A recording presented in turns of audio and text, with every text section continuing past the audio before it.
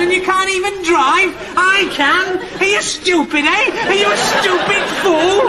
Well, why can't you drive then? You can't even drive! A bit grey today, isn't it? All right, welcome, ladies and gentlemen, to another edition of The Deepest Law. I'm here. It's a very hot day. There are extreme heat warnings all across the UK, and I'm probably going to escape to the coastline of Wales later this week because I hate the heat. Despite my blood, as it were, I have always been almost like Mr. Freeze. I need to live at sub-zero temperatures. In fact, earlier on, I went for a drive just to put the air conditioning on in the car.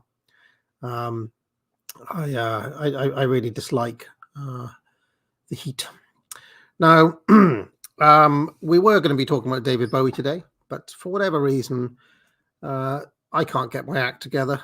I just haven't got round to making the compilations I want to make, Odyssey exclusives. And for that reason, Bowie has been pushed back yet again to next week. Hopefully Mr. D will join me then. So instead, I'm going to do something that I've been wanting to do for a very long time, which is I want to watch through the 1955 UK general election. I'm not going to watch it all. We'll skip around. We'll have to watch it in its entirety because obviously it's about 3 hours long. But I want to, I thought it'd be fun to do that. I have my cold drink here. It's not a weak lemon drink. It's Fanta Zero. I also have a pack of Skittles, which I will eat in the background. But here we are. Yeah, I mean, this is the thing, Tom Ricketts.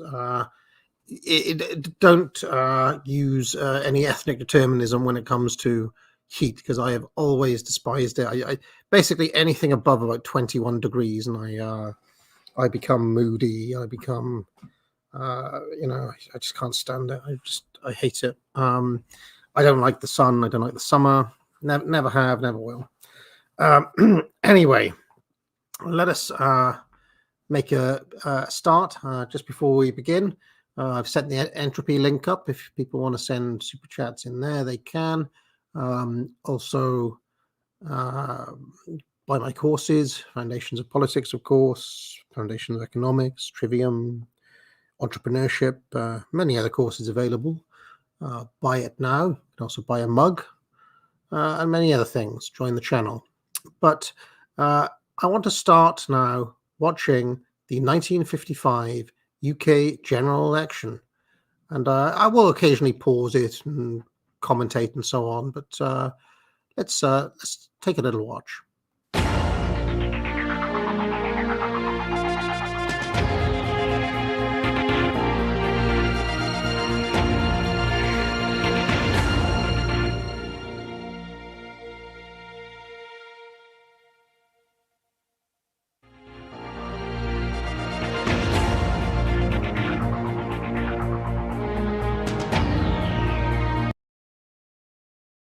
Come on, where is it? Get on with it.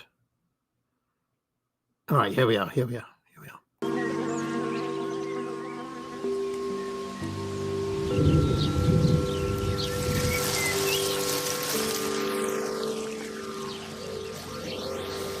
the gardener in all of us, the RHS Chelsea Flower.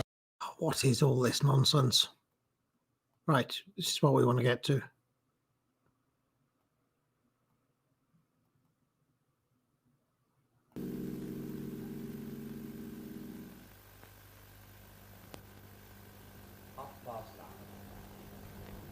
Just 30 minutes ago, the polling stations closed and voting in the general election ended. In the course of the next 6 or 7 hours, and in the 13 or 14 hours after that, we're going to try to give you not only the story of the development of everything that's happened since voting finished, and the course of the election and its results, but individual results just as fast as they come in to us. Now, for that purpose, television is out in force tonight. Not only here in London, in the studio from which I'm talking now, but, as you can see if you look, all over Britain. You see behind me here this map. It has on it lights to show places to which we are going. London, up in the north, the Midlands, the west. This is our map and our indicator. At the sides there on the left, you'll see names of some of the places that we hope with television during this night and tomorrow to visit. Glasgow, Lanark, Bristol, Cardiff, Cross Hens in Wales, Salford, Manchester. And on the other side, the same thing Pretty high tech for 1955, I think you'd agree. again, Edinburgh, Leeds and Birmingham, Watford, Wembley, party headquarters. In fact, we're going out and about just as much as we can. Now, that's just part of the story. There is also in London a pretty hefty organization which is poised now, ready to start.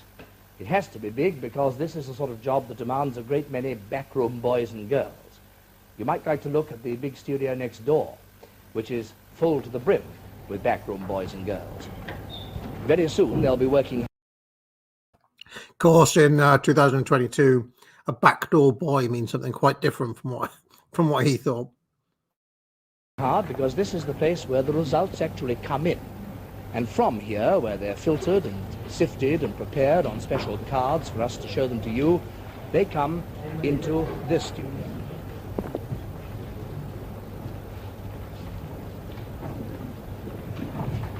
And then in this studio, we have the job of presenting them to you and of keeping the wheels turning for a good many hours to come. Now, sitting with me here, he will be my constant companion tonight and tomorrow, is David Butler. David Butler is a man who's made a great study of general elections. I love the diction, by the way. David Butler. David Butler. It's just all accents on TV should still be like this, I think. The casualization of television was a terrible thing. I should just explain a bit of context for this election. I'm starting with 1955 because this is the first British election that was televised in this way that we have reasonably complete footage for. That's why we're starting in 1955. Now, I'm going to keep these election episodes back as filler episodes. If I'm ever in a tight spot and Ferro is away and Dee doesn't have any ideas and, I need to fill in, I'm going to be watching UK general elections on the deepest law, once in a blue moon. And, so that's the reason we're starting with 1955, because it exists, basically. I don't think the 1951 election was televised. The backstory to this election is that Winston Churchill who won in 1951, had retired in 1955 in April, and his successor, Anthony Eden, decided to call a general election so that he would have a mandate from the people, rather than just simply take over from Churchill. Now, the opponent of Eden and against Churchill back in 51 as well was Clement Attlee, who had won the landslide election in 1945 after World War II. He is the architect, of course, of the welfare state, the NHS, and many, many other innovations, let us say, that we still have with us as the British state religion. So it's interesting, actually, that the British public decided to reject Attlee 2 more times, in 51, and spoilers, everyone, Eden won this election in 55. Now, contextually, it's an interesting moment to look at Britain because the formalization of Britain's loss of supremacy and the fall of the British Empire really is signalled in people's minds by the Suez crisis. This would define Anthony Eden's premiership. This would define the Eden ministry when he became the prime minister.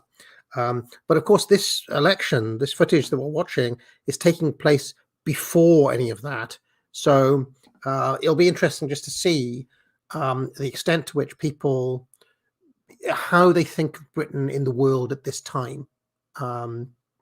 This is 1955.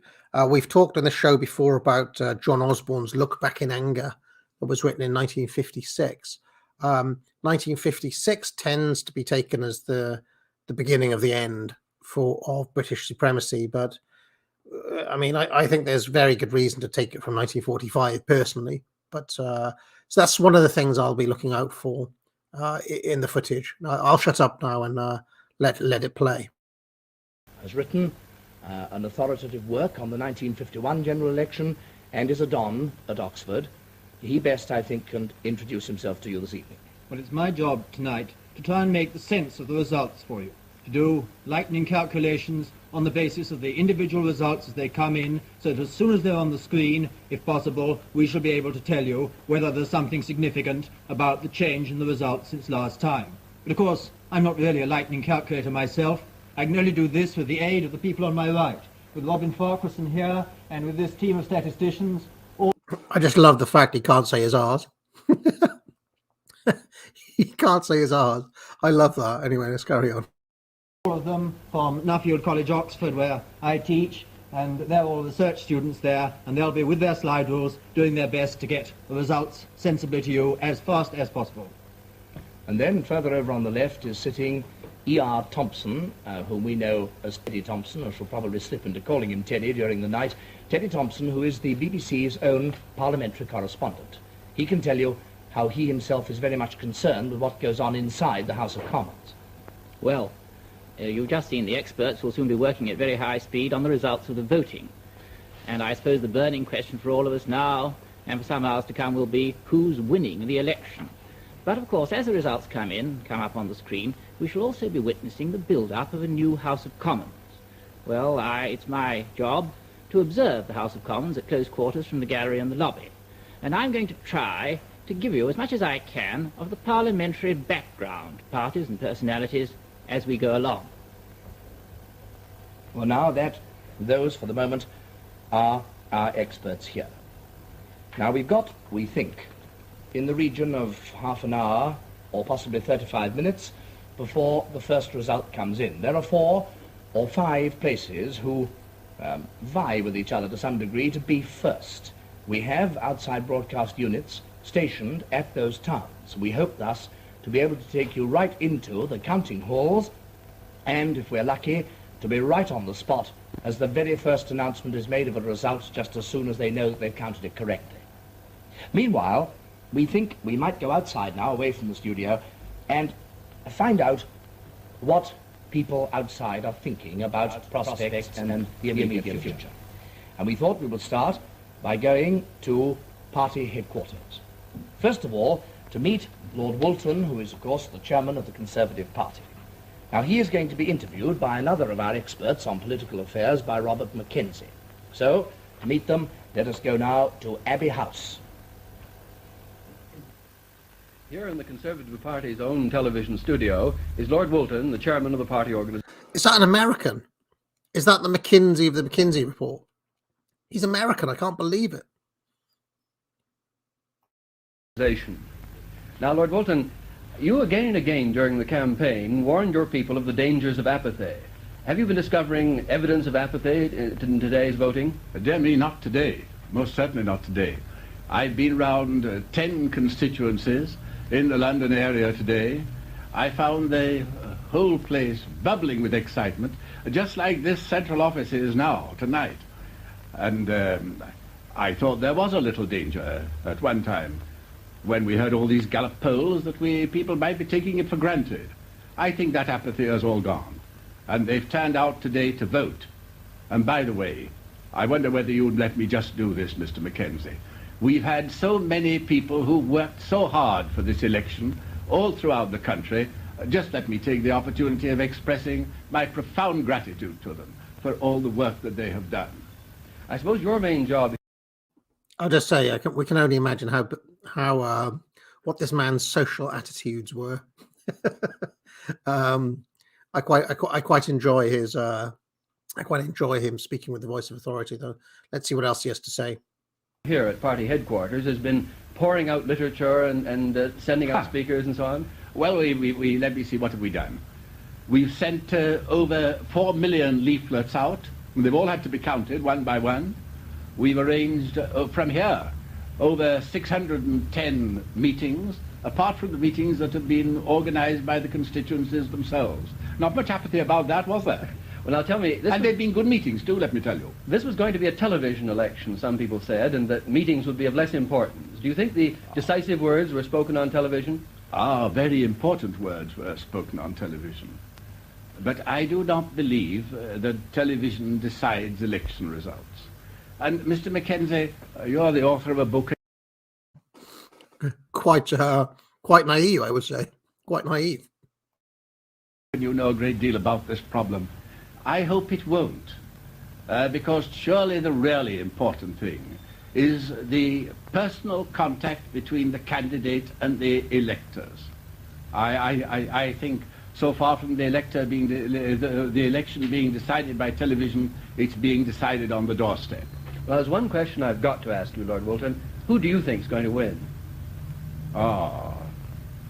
There was a very famous statesman who once said, wait and see. Wait and see, Mr. Mackenzie. But now, how do you feel in your bones? Oh, my bones are all right. Not a trace of rheumatism in them. Not a trace. And how are you going to spend election night? Well, I'm going to stay here until 3 o'clock tomorrow morning, full of hope. Well, thank you very much indeed, Lord Woolton. I'm very much obliged to you, too. I've been interviewed... What a lovely chap.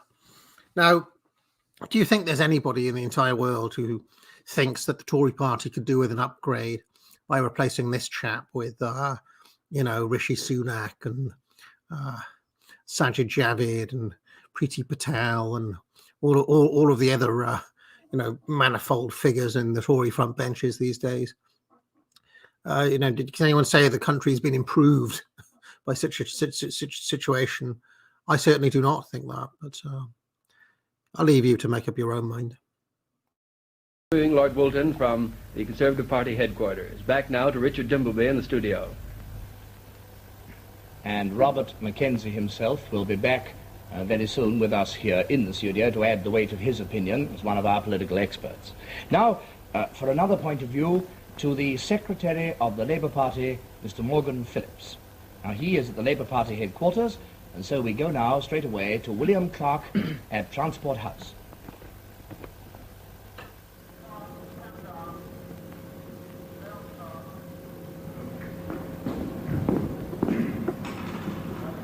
Well, I should have mentioned really quickly what was interesting about that previous interview, by the way, was the contrast between the clash of worlds, that old school conservative who believes that elections are still one on the doorstep, and the extremely managerial McKinsey, coming over here from the Americas with his new fandangled ways.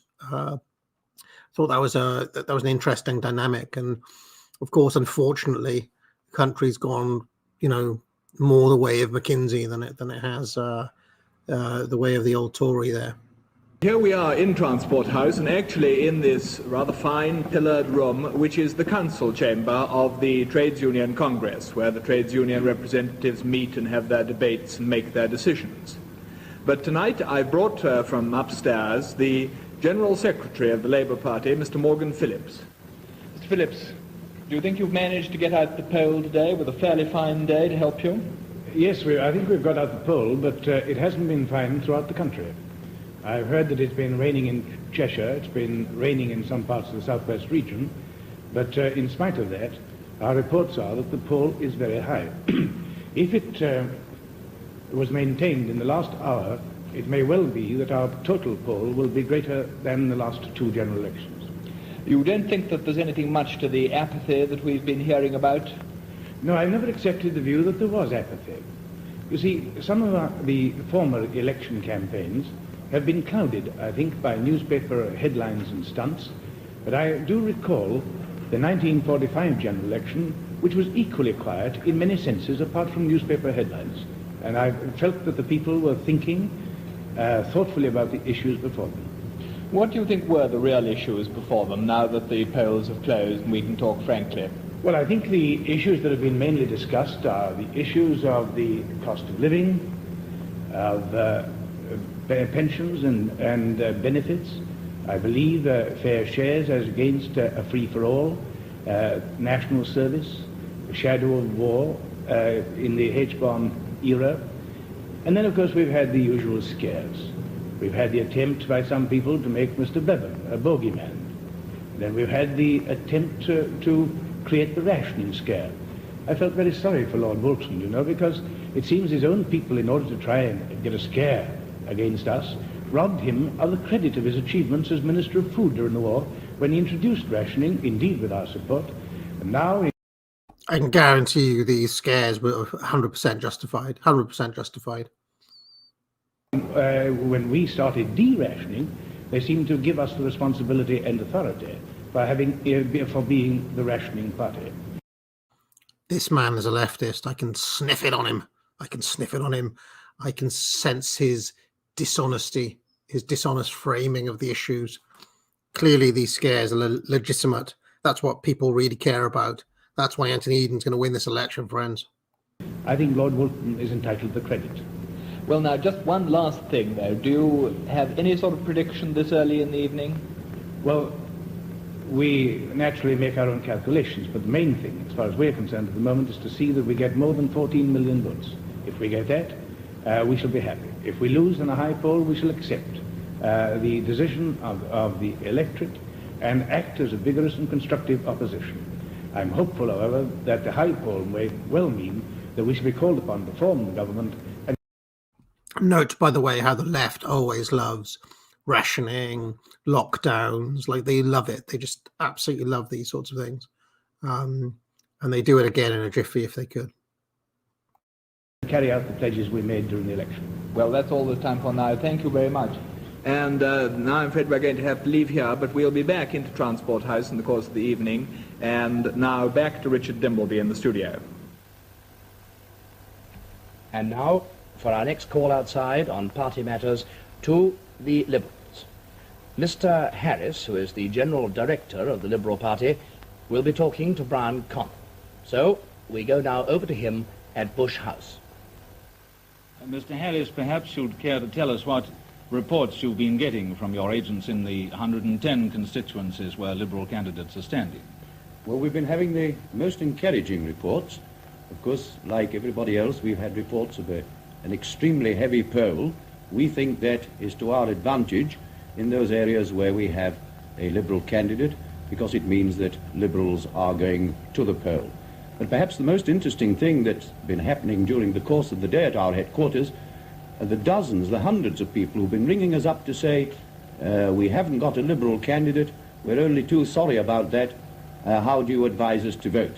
And we've given them that advice, but I don't propose to tell you what advice we have given them. Perhaps you care to tell me what constituencies you are in fact principally interested in? Well, of course, we're interested in all constituencies because we do feel that at this election we have an opportunity of increasing the total Liberal poll. And therefore, we're interested in all results where Liberal candidates are standing. But we're particularly interested in those where we think we may make Liberal gains, such as Anglesey and Merioneth, Roxburgh-Selkirk, Inverness, North Cornwall and North Dorset. We're interested in a second group where we feel with some confidence we shall increase our vote, in Totnes and in North Devon. And then there's a group of constituencies for which I have a peculiar affection, those where our young Liberals are standing. Richard Moore in Tavistock. He takes his final examination 3 days after polling day. Barbara Burwell in Bath, Roy Douglas in Bethnal Green, and Derek Murphy in Oldby and Halesowen. And I shall watch with a great deal of pride and interest the results in those constituencies. We've been hearing and seeing a lot of reports in the newspapers about relatively sparse attendances at... Now, as fairly dull as this chap is, it's difficult not to watch this footage and think about the relative decline in the quality of the politicians. I noticed that Ed Dutton did a video recently talking about the Angela Rayner effect, about why our politicians are getting stupider and stupider. I mean, it's very difficult not to draw some of those conclusions when you just see how everybody was able to speak back in those days, how they were articulate, how they knew their stuff, etc. Whereas on, if you look at the speech patterns of the average Labour front bencher today, they can barely string a sentence together. The constituency meetings. Has that been your experience? Not at all. If I could think that half the people who've been to Liberal meetings voted Liberal, I should be very confident indeed. We've got the most extraordinary reports of the most extraordinary meetings. We gather that last night, the eve of poll in Hereford, Mr. Frank Owen had a meeting indoors of over 900 and came out to a meeting of 1,000. Jeremy Thorpe, one of our young people in North Devon, had a meeting inside of 1,000 with I'd keep an eye on that Thorpe character. I hear he has a great career ahead of him. Relay to people outside. Edward Mallandine had a meeting of 1,500, and it's been our experience the whole of the campaign that people have come to our meetings. We've had very good meetings, very large meetings, and they've asked the most interesting questions, which I think we've been able to answer. Well, that is almost encouraging, and we shall wait to see the result. And with those comments from Mr. H.F.P. Harris, the General Director of the Liberal Party, it is back to Richard Dimbleby in the studio. Now, as I said, all over the country votes are now being counted. And as I said too, we have units waiting at the 5 very strategic points to bring us instantly the news the moment that a count is complete and the result is known. But we can now, without waiting for that, go out into the provinces to get some news of what is going on in those counting rooms. Let's go, first of all, west to Exeter. Over to Frank Gillard in Exeter. Here at Exeter on this very wet evening, crowds are already gathering outside the Civic Hall for the declaration of the poll. And while the general public brave the rain and remain outside, we have the privilege, by special permission of the returning officer, to go right into the hall where the counting is going on. All of us here, by the way, have been sworn to secrecy before the justices of the peace, and you'll understand that we can't show close. Keep an eye on those ballots, ladies and gentlemen. Somebody passing notes under the table. 2020 US election, people should take note of how to actually run a proper election.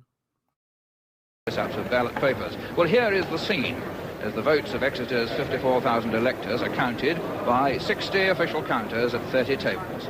The first ballot box was brought in at 9:10.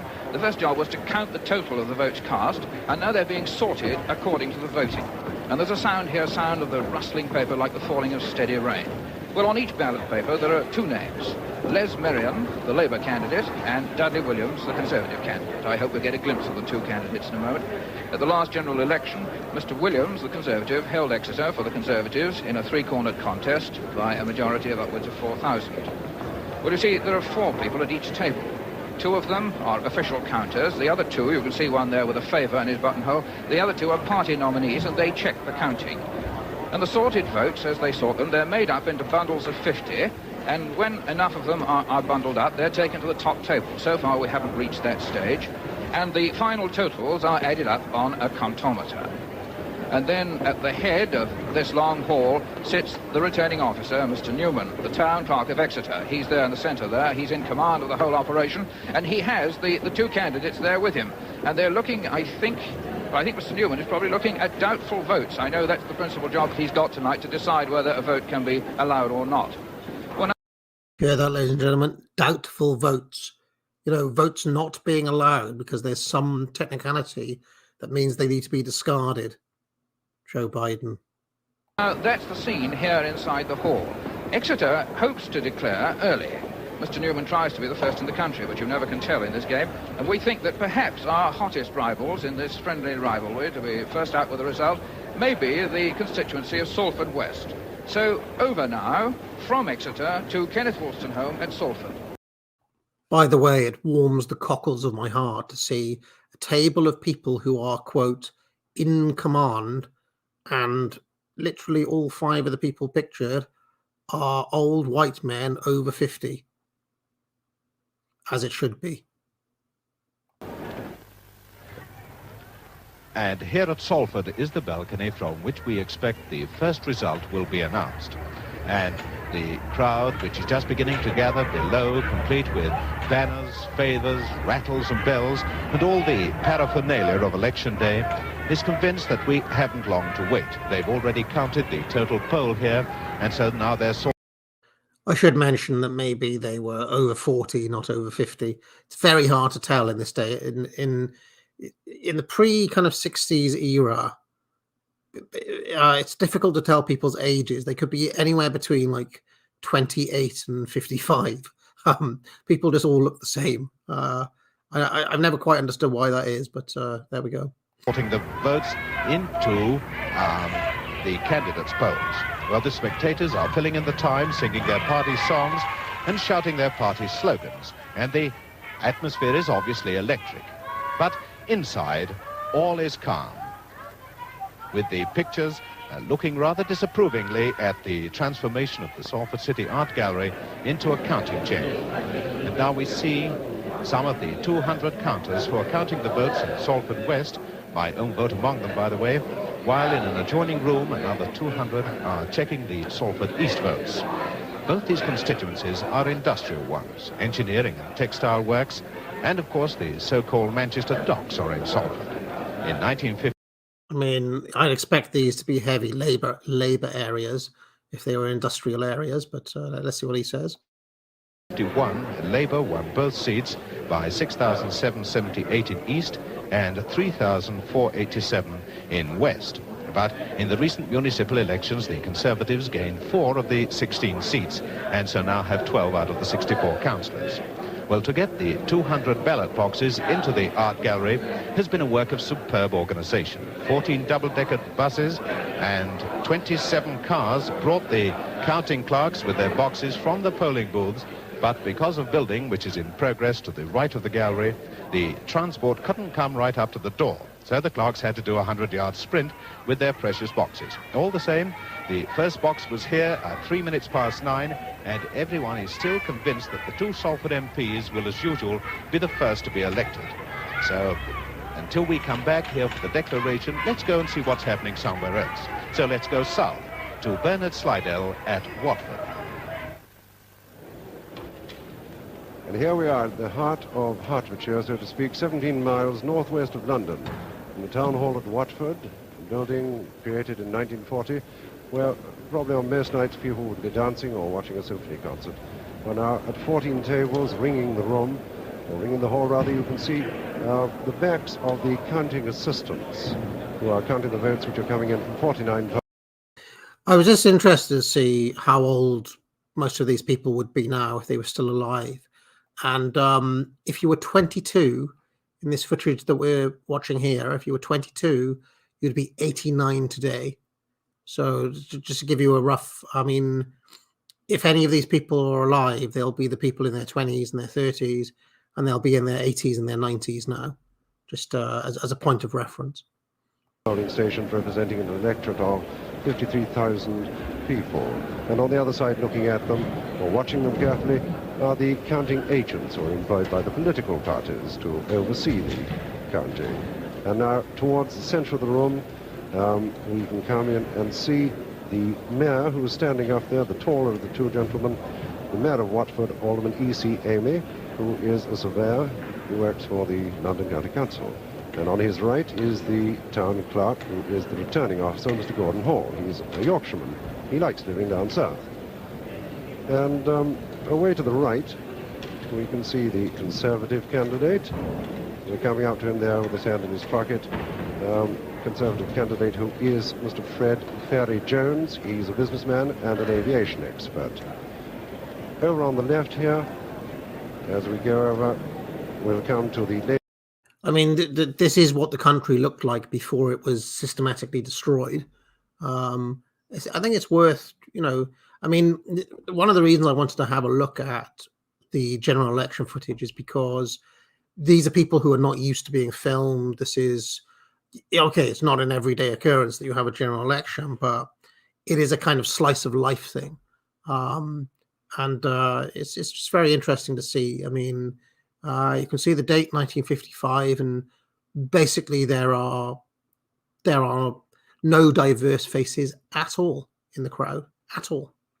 Labour candidate, who is Mr. Ernest Ashley Bramall, and there he is, just taking his handkerchief out. Mr. Bramall, who was a barrister, whose wife unfortunately is ill. We hope she's watching this broadcast. Outside the town hall, the crowds are beginning to gather, and they're looking up expectantly at the balcony. And above the balcony, above the main entrance, you can see in a moment perhaps the crest of the Watford Borough with its inscription Audentior, which means more boldly. And now the people were certainly bold today. They went out in horse-drawn coaches to the polls in many cases. I mean, that little girl who did that is probably in her 70s now. She good chance some of these people here are still with us, so they would have grown up in this in these sorts of conditions. Yeah. And I expect they're wondering what's going to happen, because last time it was a three-cornered fight in this constituency. There was a Liberal candidate with 2,000 votes to his credit, although the Labour man got him with a majority of 508. This time, there's of course only the Labour and Conservative candidate. What will happen, we don't know, but we shall be coming back a bit later. Now, for the meantime, we go over to James Pestridge at Cheltenham. Another thing worth pointing out, which I pointed out many times, is that one of the things that absolutely destroyed this Britain was the effect of comedy on television. After the likes of Monty Python and Friends had relentlessly satirized this Britain, relentlessly made fun of the ruling class, relentlessly poked fun of the kind of stuffiness of it all, in the 60s, it was basically impossible to get back to this sort of Britain. So it was irritating. I would say that the cultural moment of the 1960s, and specifically the comedy, I mean, not just Monty Python, but they're just one of the more visible wings of it. They really did a number on the British establishment.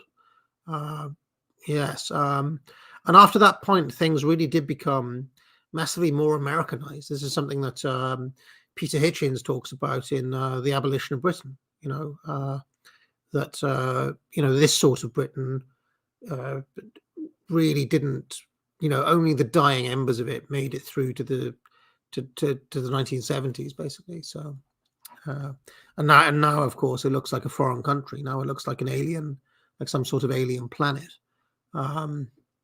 Yeah, but this is not that long ago. Some of the people we're watching here are still alive today. So this is like within one lifetime. Well, here in Cheltenham, it's been a grey but mild day with a few spots of rain that haven't deterred the electorate of 51,500 from recording their votes in good number. Outside this Edwardian Town Hall in Imperial Square, small crowds already gathered, and three-quarters of an hour ago the first ballot boxes had arrived, and now the crowd's getting really warmed up indeed as they wait for the announcement of the result of this election. There are visitors here as well as residents to this garden spa on the edge of the Cotswolds. And I see that they're getting quite a lot of fun and games because the time is being passed from amusement by Hearty the clown, who's keeping them all in fits of laughter and a bit of singing, and there's one or two umbrellas up, but there's not very much rain coming down at the moment. Well, now, inside the town hall, there's a very different scene, as in all the other town halls. Counting is going on, and at the tables here, the votes are now... You can even just see with that footage of them watching the clown that just a shot of the crowd. If you had a similar shot of the crowd today, there would be many more different dress styles, many more different. When they say diversity, I mean there's a degree of truth that you'd see very many different types of people in the crowd, and I think in a strange way you can actually see the social cohesion that we talk about in these shots. It's a difficult thing to quantify, but you can literally just see it. in a scene like the scene that we just saw. Let's continue. Being sorted into the two candidates and being checked by the political agents on these long tables that look almost like table tennis tables.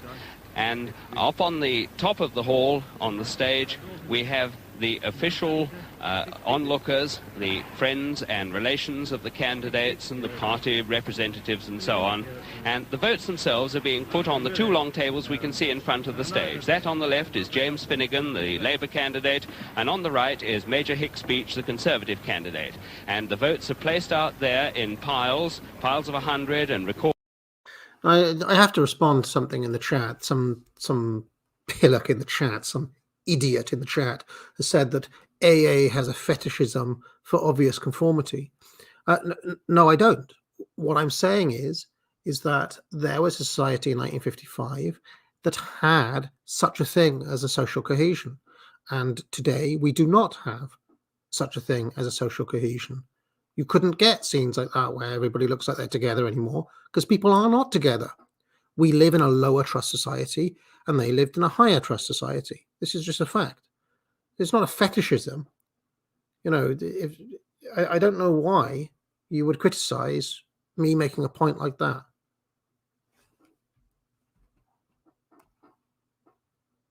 Recorded by the recorders so that in due course they'll be able to total very quickly the number of votes that have been cast. At the centre table there's a returning officer, the Mayor, Lieutenant Colonel Biggs, who was just checking through with his acting returning officer, the Town Clerk, any spoiled papers or any doubtful papers at all. Well, it won't be long now. The ballot boxes have all been opened and checked, and in the meantime I think that we'll go over to Barclay Smith, who's with the Roving Eye in Wembley. And here at the Wembley Town Hall, a hefty stone's throw from the football stadium. 2 counts and announcements of results will be made tonight. Wembley North, as you see, and later Wembley South. Both of these constituencies are largely residential, but they've both got considerable mixed industries in the areas. The position at the moment at the Wembley North count is that the content of the ballot boxes, they're being checked. I'm just going to skip us on a little bit because I want to get to some of the maps and things like that a little bit later on. We don't need to see every single province. We get the idea. So let's skip on. Particularly early results from Scotland, but that is no reason why we shouldn't go over and find out what's doing up there. So we'll go up to Glasgow to hear from Esmond Wright. Over now from London to Glasgow.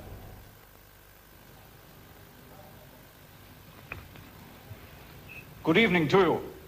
There are 71 constituencies in Scotland, but we won't be able to show you the result of 4 of them, indeed even when this programme is over tomorrow evening. Because as you can see by looking at the map, it's very difficult to bring the ballot boxes from, let's say, Mull. I mean, I want to go back to that guy in the chat who was saying I have a fetishism for all of this. I mean, do you think that these scenes that we're watching would be improved with the women instead of instead of wearing the clothes they were wearing then, wearing a pair of Adidas stripy tracksuit bottoms, or that this chap here should be wearing a pair of baggy jeans and maybe a hoodie, maybe he's got his tie undone. Like, I mean, what has improved from this situation that we're watching here compared to now? I'm not talking about technology. I'm not talking about how long it, how many fish fingers you can stick in the freezer, or any of the technology. How many gigabytes of storage you can put on your iPhone. I'm talking about just the out and about, the everyday life. What has actually improved from 1955 to 2022? That guy in the chat specifically, I want you to tell me how a place like Birmingham or Manchester or Liverpool or Salford or any of these other areas we've been looking at has actually improved for the everyday person. You tell me that before you accuse me of fetishism. All the way round the Mull of Kintyre to Dunoon, where they're counted, or even overland to Oban. And the same difficulty holds of the Western Isles, of indeed this vast constituency of Inverness, the largest constituency in the British Isles, which includes Skye, and of course particularly of Orkney and Zetland, Orkney and Shetland as you perhaps know it, Orkney and Zetland the farthest constituency in the country. But we will show on our main grid of 71 constituencies, 6-7 we hope by tomorrow evening. Now we've divided the country up into 5 smaller sections. The Highlands and North of Scotland grid with 18 constituencies, which we shall shade in as the evening. Incidentally, I had a board game when I was a kid called the Party Political Game that looked a lot like this. It had like grids on different parts.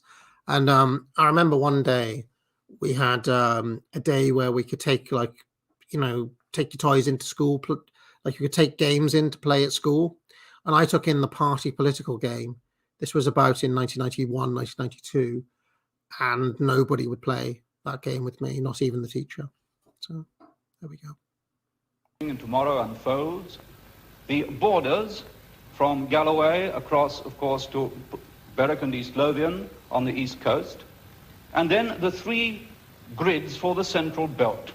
Glasgow with its 15 constituencies, and then Edinburgh with its 7 constituencies, and then outside the 2 cities, the other 27 constituencies in the central belt in Scotland. You'll notice that there are 49 constituencies out of the 71 in this central Midland plain, the Forth Clyde Valley. In other words, 2/3 of the people of Scotland live in that area. Indeed, 1/3 of them live within 10 miles of Sauchiehall Street, Glasgow.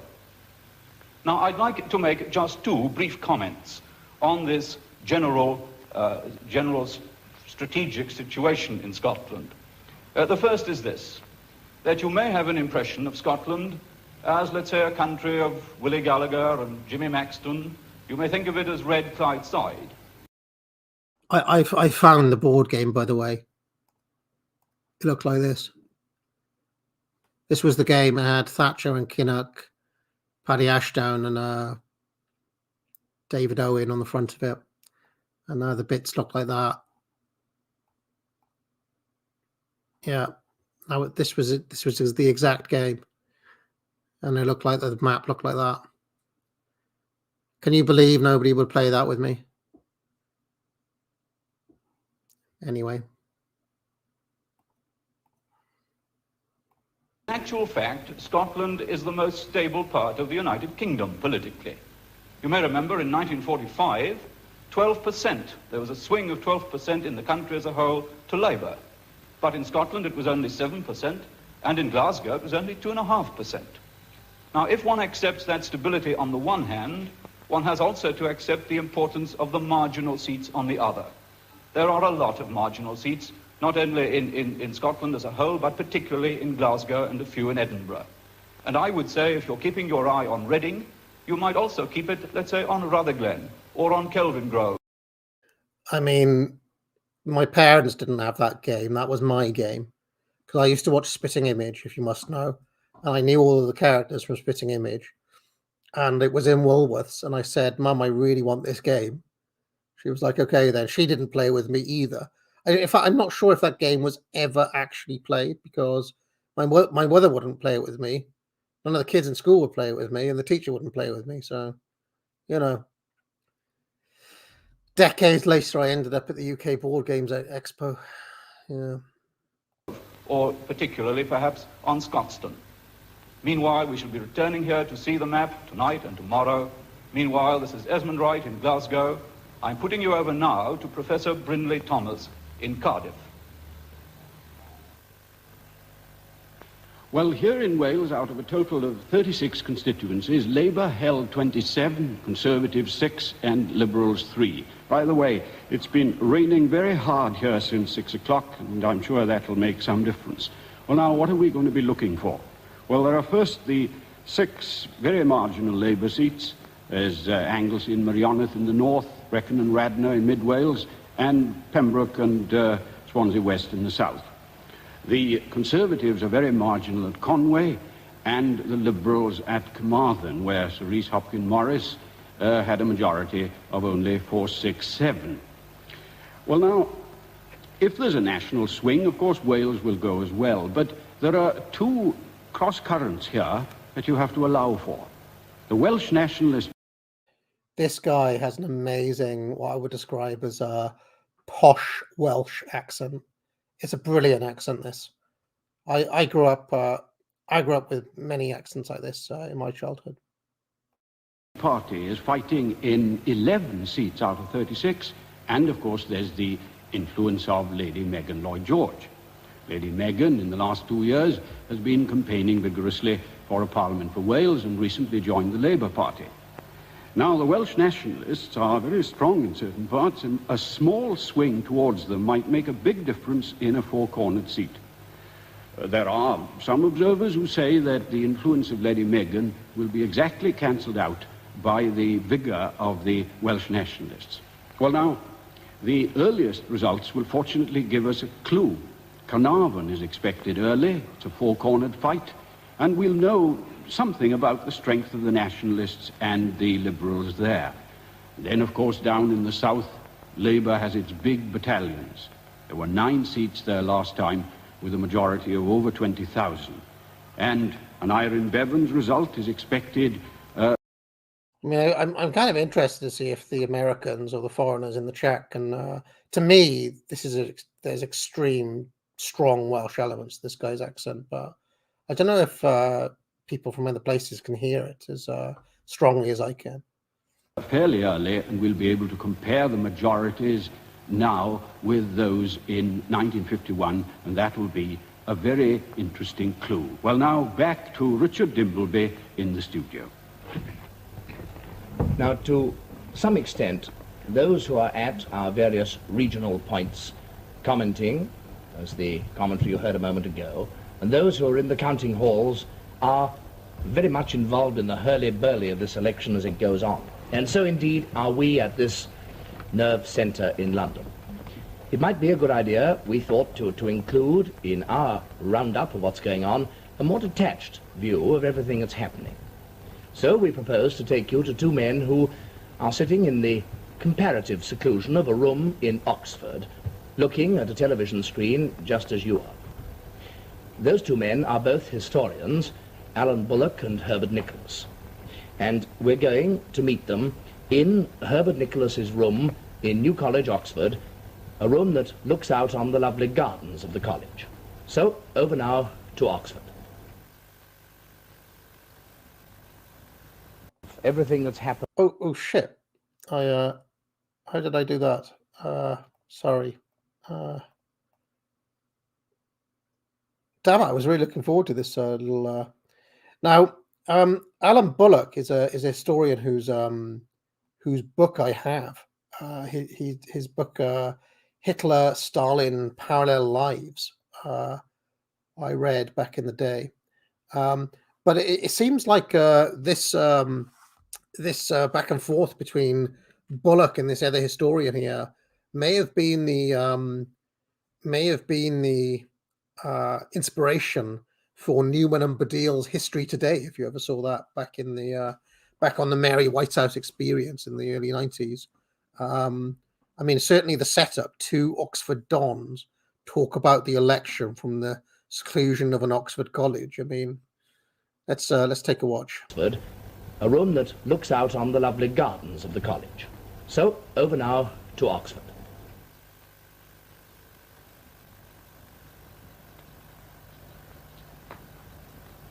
Good evening.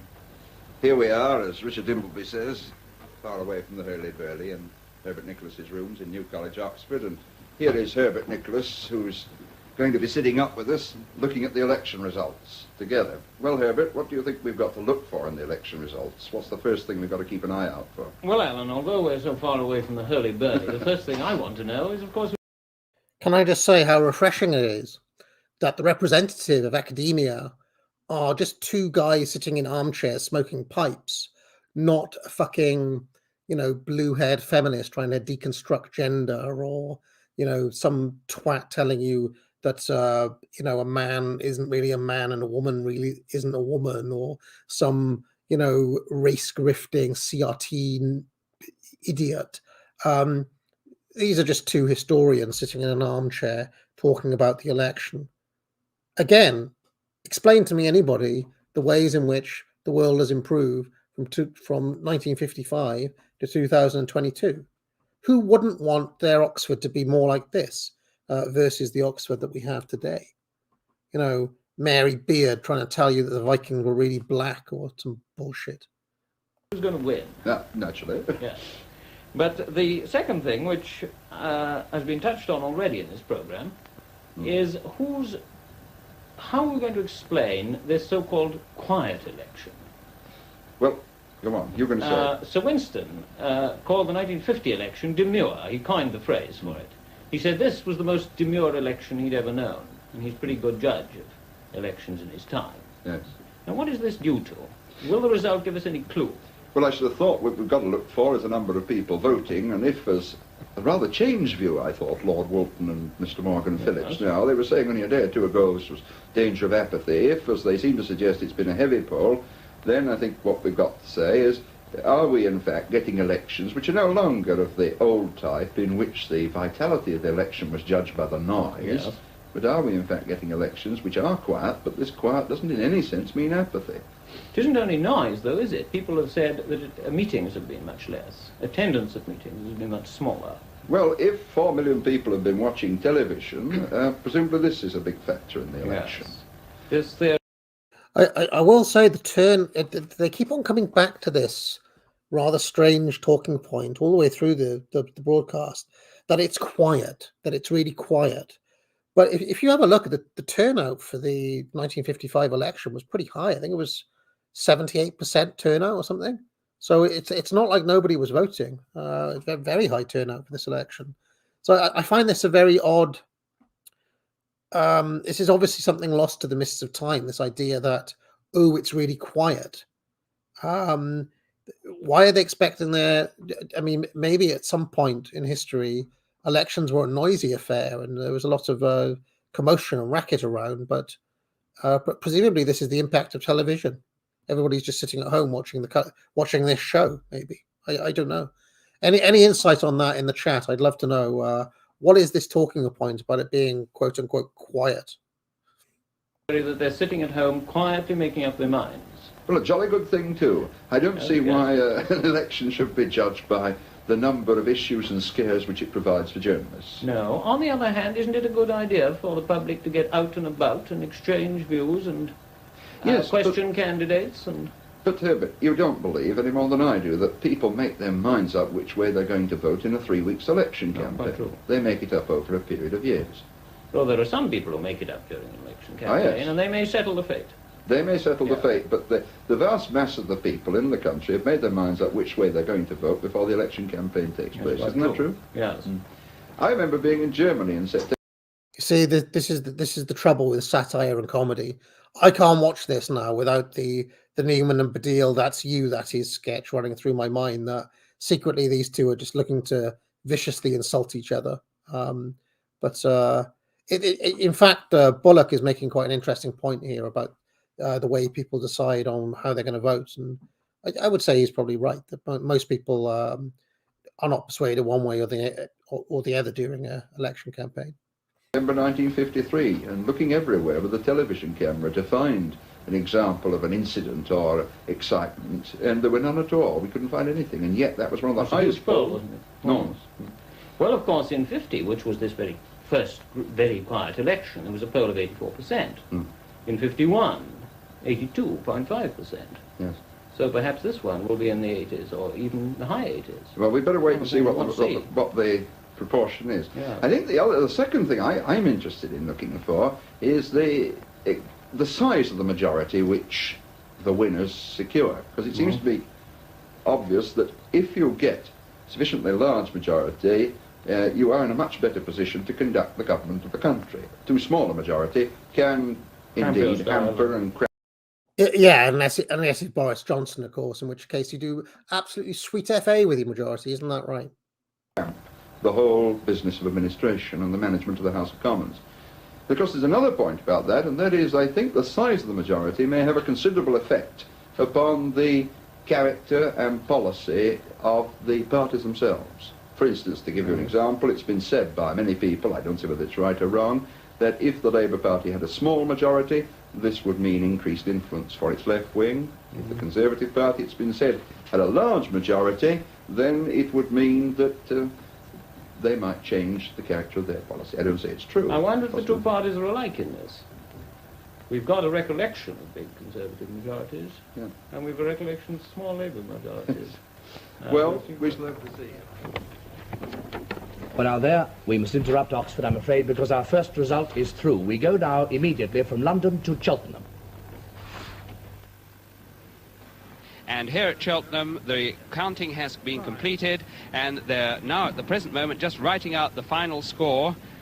I think in a moment the returning officer, the Mayor, Lieutenant Colonel Biggs, will get up to make his statement. Mr. Returning Officer is about to ask the candidates whether they are satisfied with the way in which the count has been conducted. The figures are being brought up to him now. Are you satisfied, Major Hixby? Yes, sir, I'm absolutely satisfied. Yes, sir, I am absolutely satisfied. Thank you. And the results? Well, will you everybody keep quite quiet whilst the results are being announced? Are all the papers being completely given? Because the Mayor, the Mayor Colonel Biggs, the returning officer, is about to announce the results. Would you like to get on At your the present feet? moment, the ballot papers have been counted and the final figures being entered up for the returning officer to read. And already outside, the crowds are cheering. I think news may have leaked out of the result, and here is the Mayor.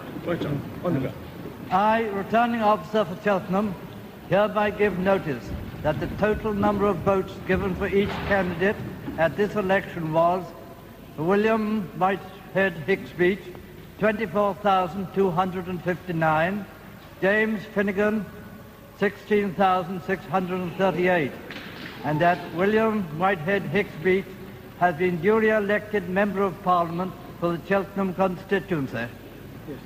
Well, news has got outside.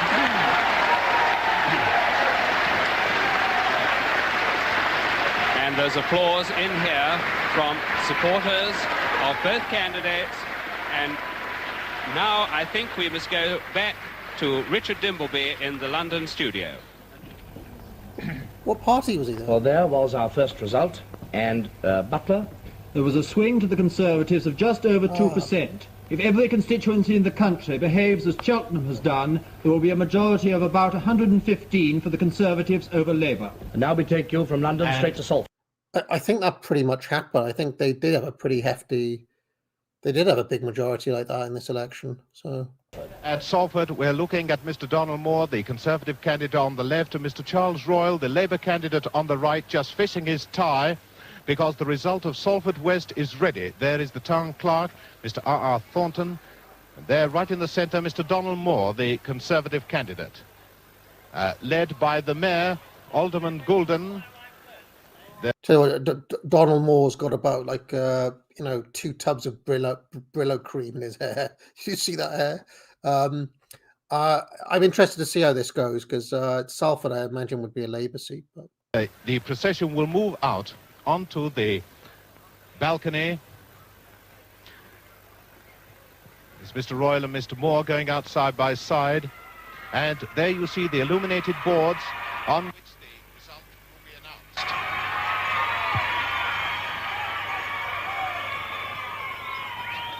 Moore is Conservative, Royal Labour.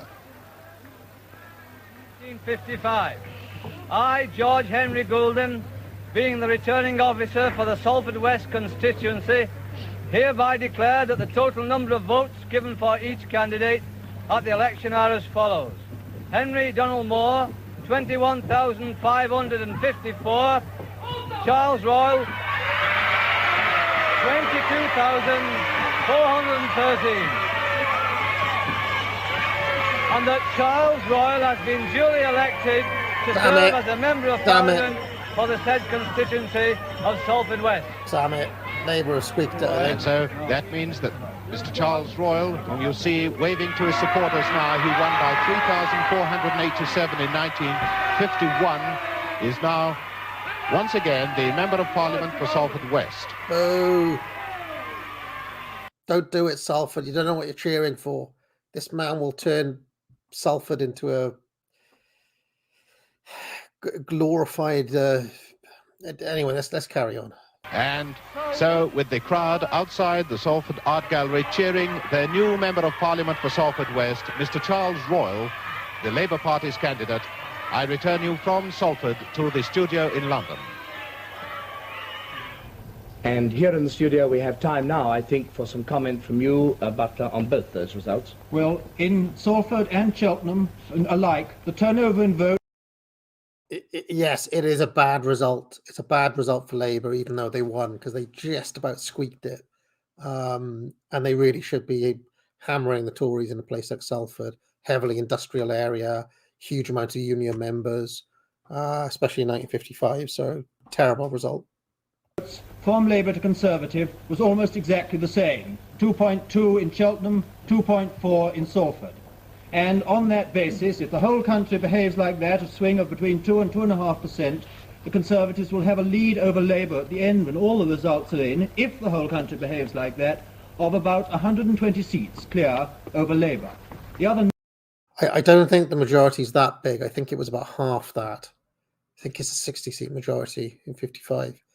I'd have to go and double check, but it was still a pretty big win at the time. The notable thing about these two results is that in both of them, the turnout was substantially down. 8% down, I think, in Salford, and 4% down in Cheltenham. It does seem that this quiet election has produced a lower poll. It'll be very interesting to see this as the evening goes on. Now, I'm going to make a note of the figure that you've given, because I believe in holding experts to their predictions. 120, unless something unexpected happens. If the rest of the country behaves... You see, well done, Dimbleby, holding the expert to account. Wonder if the BBC would do that today.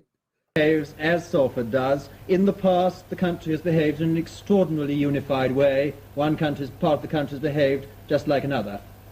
All right, well, if it does, we'll see what happens. I've got the figure down. And now I think we might move out of town again.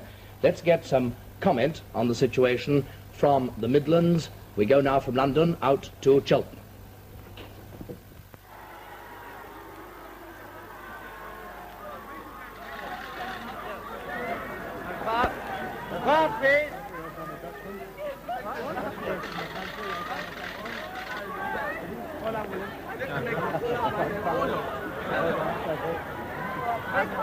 Mr. Mayor.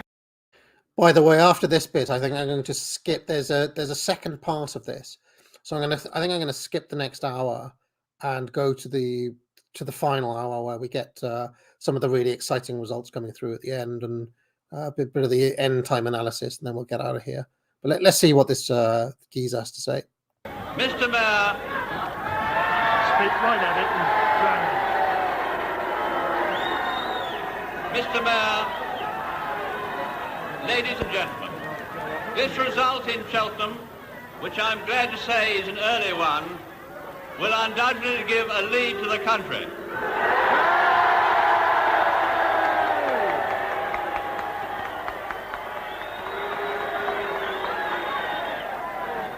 You have shown in Cheltenham that you believe in going forward with the Conservative Party. And ladies and gentlemen, I'm glad to say you have decided to go forward with the Conservative Party. Still wouldn't trust them. I mean, Labour are bad, but you got to watch those Tories too. And not back with the Socialists. Thank you very much indeed, ladies and gentlemen, for a very fair campaign. And all I can say is, I hope very much that everyone of every party will come and discuss with me any problem they want, because now I represent all people of Cheltenham. ladies and gentlemen, I want to thank you all for the kind way in which you have received me in Cheltenham. And if you look at the voting, you will find we are just about 120 down on the last election. So, and with the calumny of lies and abuse against my character, epic pantomime stuff here. I'm loving it. I'm loving it. By the Conservative Party of Cheltenham. Take it like a man. And their attacks on the... Take it like a man. Take it. Typical leftist loser. Great trade union movement of this country. We shall live to fight another day. I hope the candidate will not forget the old age pensioners when he is returned to Parliament this time. Cheltenham will be one for Labour next time. All the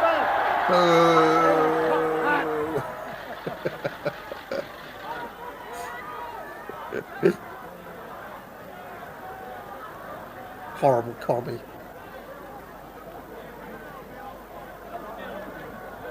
Can't believe the Labour guy gave a heel promo after losing.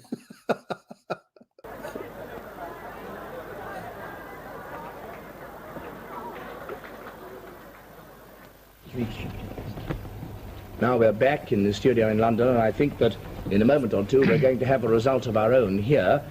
While that's on its way through, Butler, have you any comment to make on the general situation so far, which you think is appropriate? I think I've stuck my neck out far enough for the time being. When 4 or 5 results are in, I shan't be so worried about the extension of my neck, but for the moment I think perhaps I'd better hold my peace. Right. I love how Dimbleby's just calling him Butler now. Not Mr. Butler or David. It's just Butler. Any comment? Meanwhile, our first result. I think we'll just wait a moment until it comes up for you to study. Here it is, Billericay, Essex. Now this is a seat with a major redistribution. Billericay. Do you know, I only know about Billericay through, what's his name? Hit me with your rhythm stick. Ian Dury. Ian Dury's got a song called Billericay. And that's how I know about it. So there it is. Look, Conservative majority back in 1955. The boundaries have been very much changed. Bernard Brain was the retiring Conservative member, so that Mr. Boddy, the new member, wins the seat.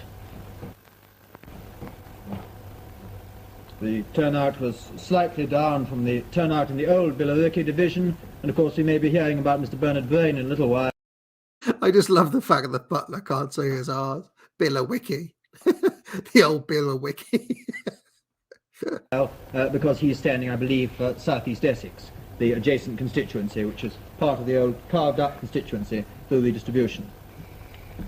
Now, I think we have a moment, Bob Mackenzie, for you to give us some quick indication of the role which you will be playing. I may have to interrupt you for a result from the north of England if it comes through.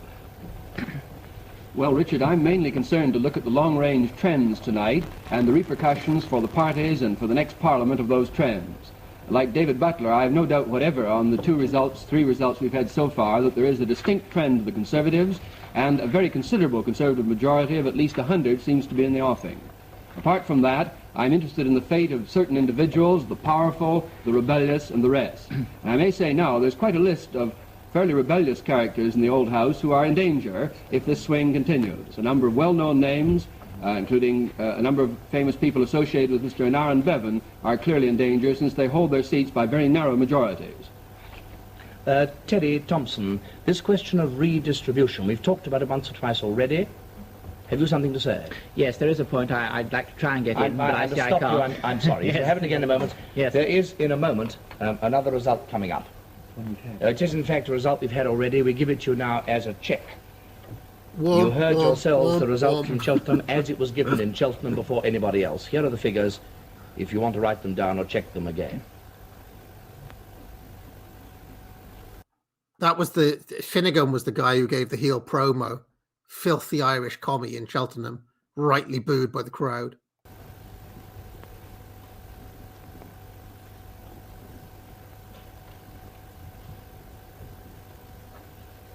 Now, I think if you've got them, good. Now, Teddy, continue. Well, if I can get it in before the avalanche overtakes us, it is a practical point. Nothing can stop the new Conservative age, right, Steve? Right, Turley, we're seeing it here in 1955. Nothing could stop what is coming. A new wave of conservatism sweeping the nation. Point is that since the last election there has been a very extensive redistribution of parliamentary seats. The effect of it has been to bring the strength of the House of Commons, which is being elected now, up from 625 to 630, and it's left unaltered only 410 of the old constituencies. Now, the point there is that it's only in respect of those that we're able, when our scoreboards come up, to give gains and losses, because they're the only ones in respect of which you can establish a true comparison with last time. So just let's keep that in mind. Only 410 constituencies are concerned when we put up gains and losses. Thank you. Now, Butler, this question of so early in the proceedings giving a figure, as you did, of probable results based on one or two constituencies, are early constituencies so important that you can gauge accurately from them?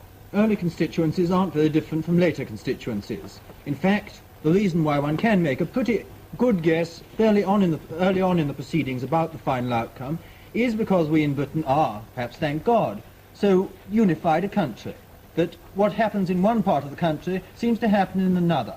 Past election results... Yes, because, you know, the population of Manchester isn't from a different race. Isn't that right, Butler?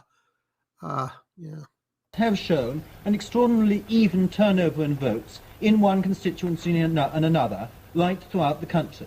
And so when I gave those rash predictions, not predictions, statements a moment ago, that if the country behaved like the rest of the country, if the rest of the country behaved like Cheltenham and Salford, I merely was saying that if that swing was applied to every other constituency in the country, making a little allowance for the redistribution of which Thompson spoke a moment ago, then this is the number of seats that would be affected. And so we shall see. When we've had 5 or 6 results, I think we really shall be fairly confident about the actual number of seats that are likely to be in the majority. Is that what's called being a psephologist? I've heard that word used about you, and I gather it's rather a controversial word. It's a somewhat indiscreet word which was coined by my mentor in the study of elections, Mr. R.V. McCallum, who said that we must have a word to describe the study of elections, and he invented this word psephology. When the Greeks, the ancient Greeks, voted in Athens, they dropped a pebble in the urn, and they called it a psephos. And so there is this word psephology, P-S-E-P-H-O-L-O-G-Y, like psychology with E-P instead of Y-C. That's where the word is. Here's another result. Psephologist today, Salford, I think, is ready with another result. We go straight London to Salford. And here... I just love the absolute contempt Dimbleby has for Butler. We're ready with the result of Salford East. There is the mayor, once again going to do his duty, Alderman George Goulden, JP. And the candidates here are Mr. Frank Alorn, Labour, and Mr. John Whiteley, Conservative. And so far it's almost impossible to find one of the candidates in the... I can just see Mr. Whiteley trying to push his way through. Mr. Whiteley, the Conservative candidate. There is Mr. Whiteley. Are people genuinely wearing those like Finsbury Park spiv jackets in the 50s there? I can't quite tell. Unfortunately swamped by his supporters. There's Mr. Whiteley now, just the back of his head being congratulated by one of his supporters as he goes out onto the balcony. And here, remember, Alone, Labour. 1955, I, George Henry Goulden, being the returning officer for the Salford East constituency, hereby declare that the total number of votes given for each candidate at the election are as follows. Frank Alorn, 20,381. John Whiteley, 18,623. And that Frank Alorn has been duly elected to serve as Member of Parliament for the Salford East constituency.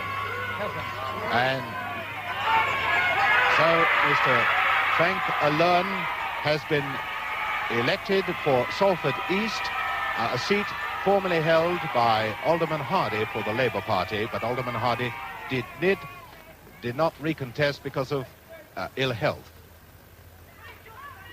And Now, here is Mr. Frank Allowen with his vote of thanks. My spirit is high.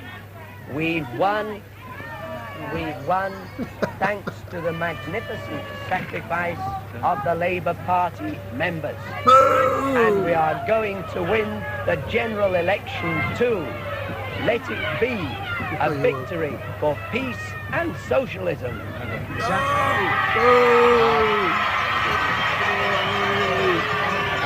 So, with Mr. Whiteley comes up to second the vote of thanks.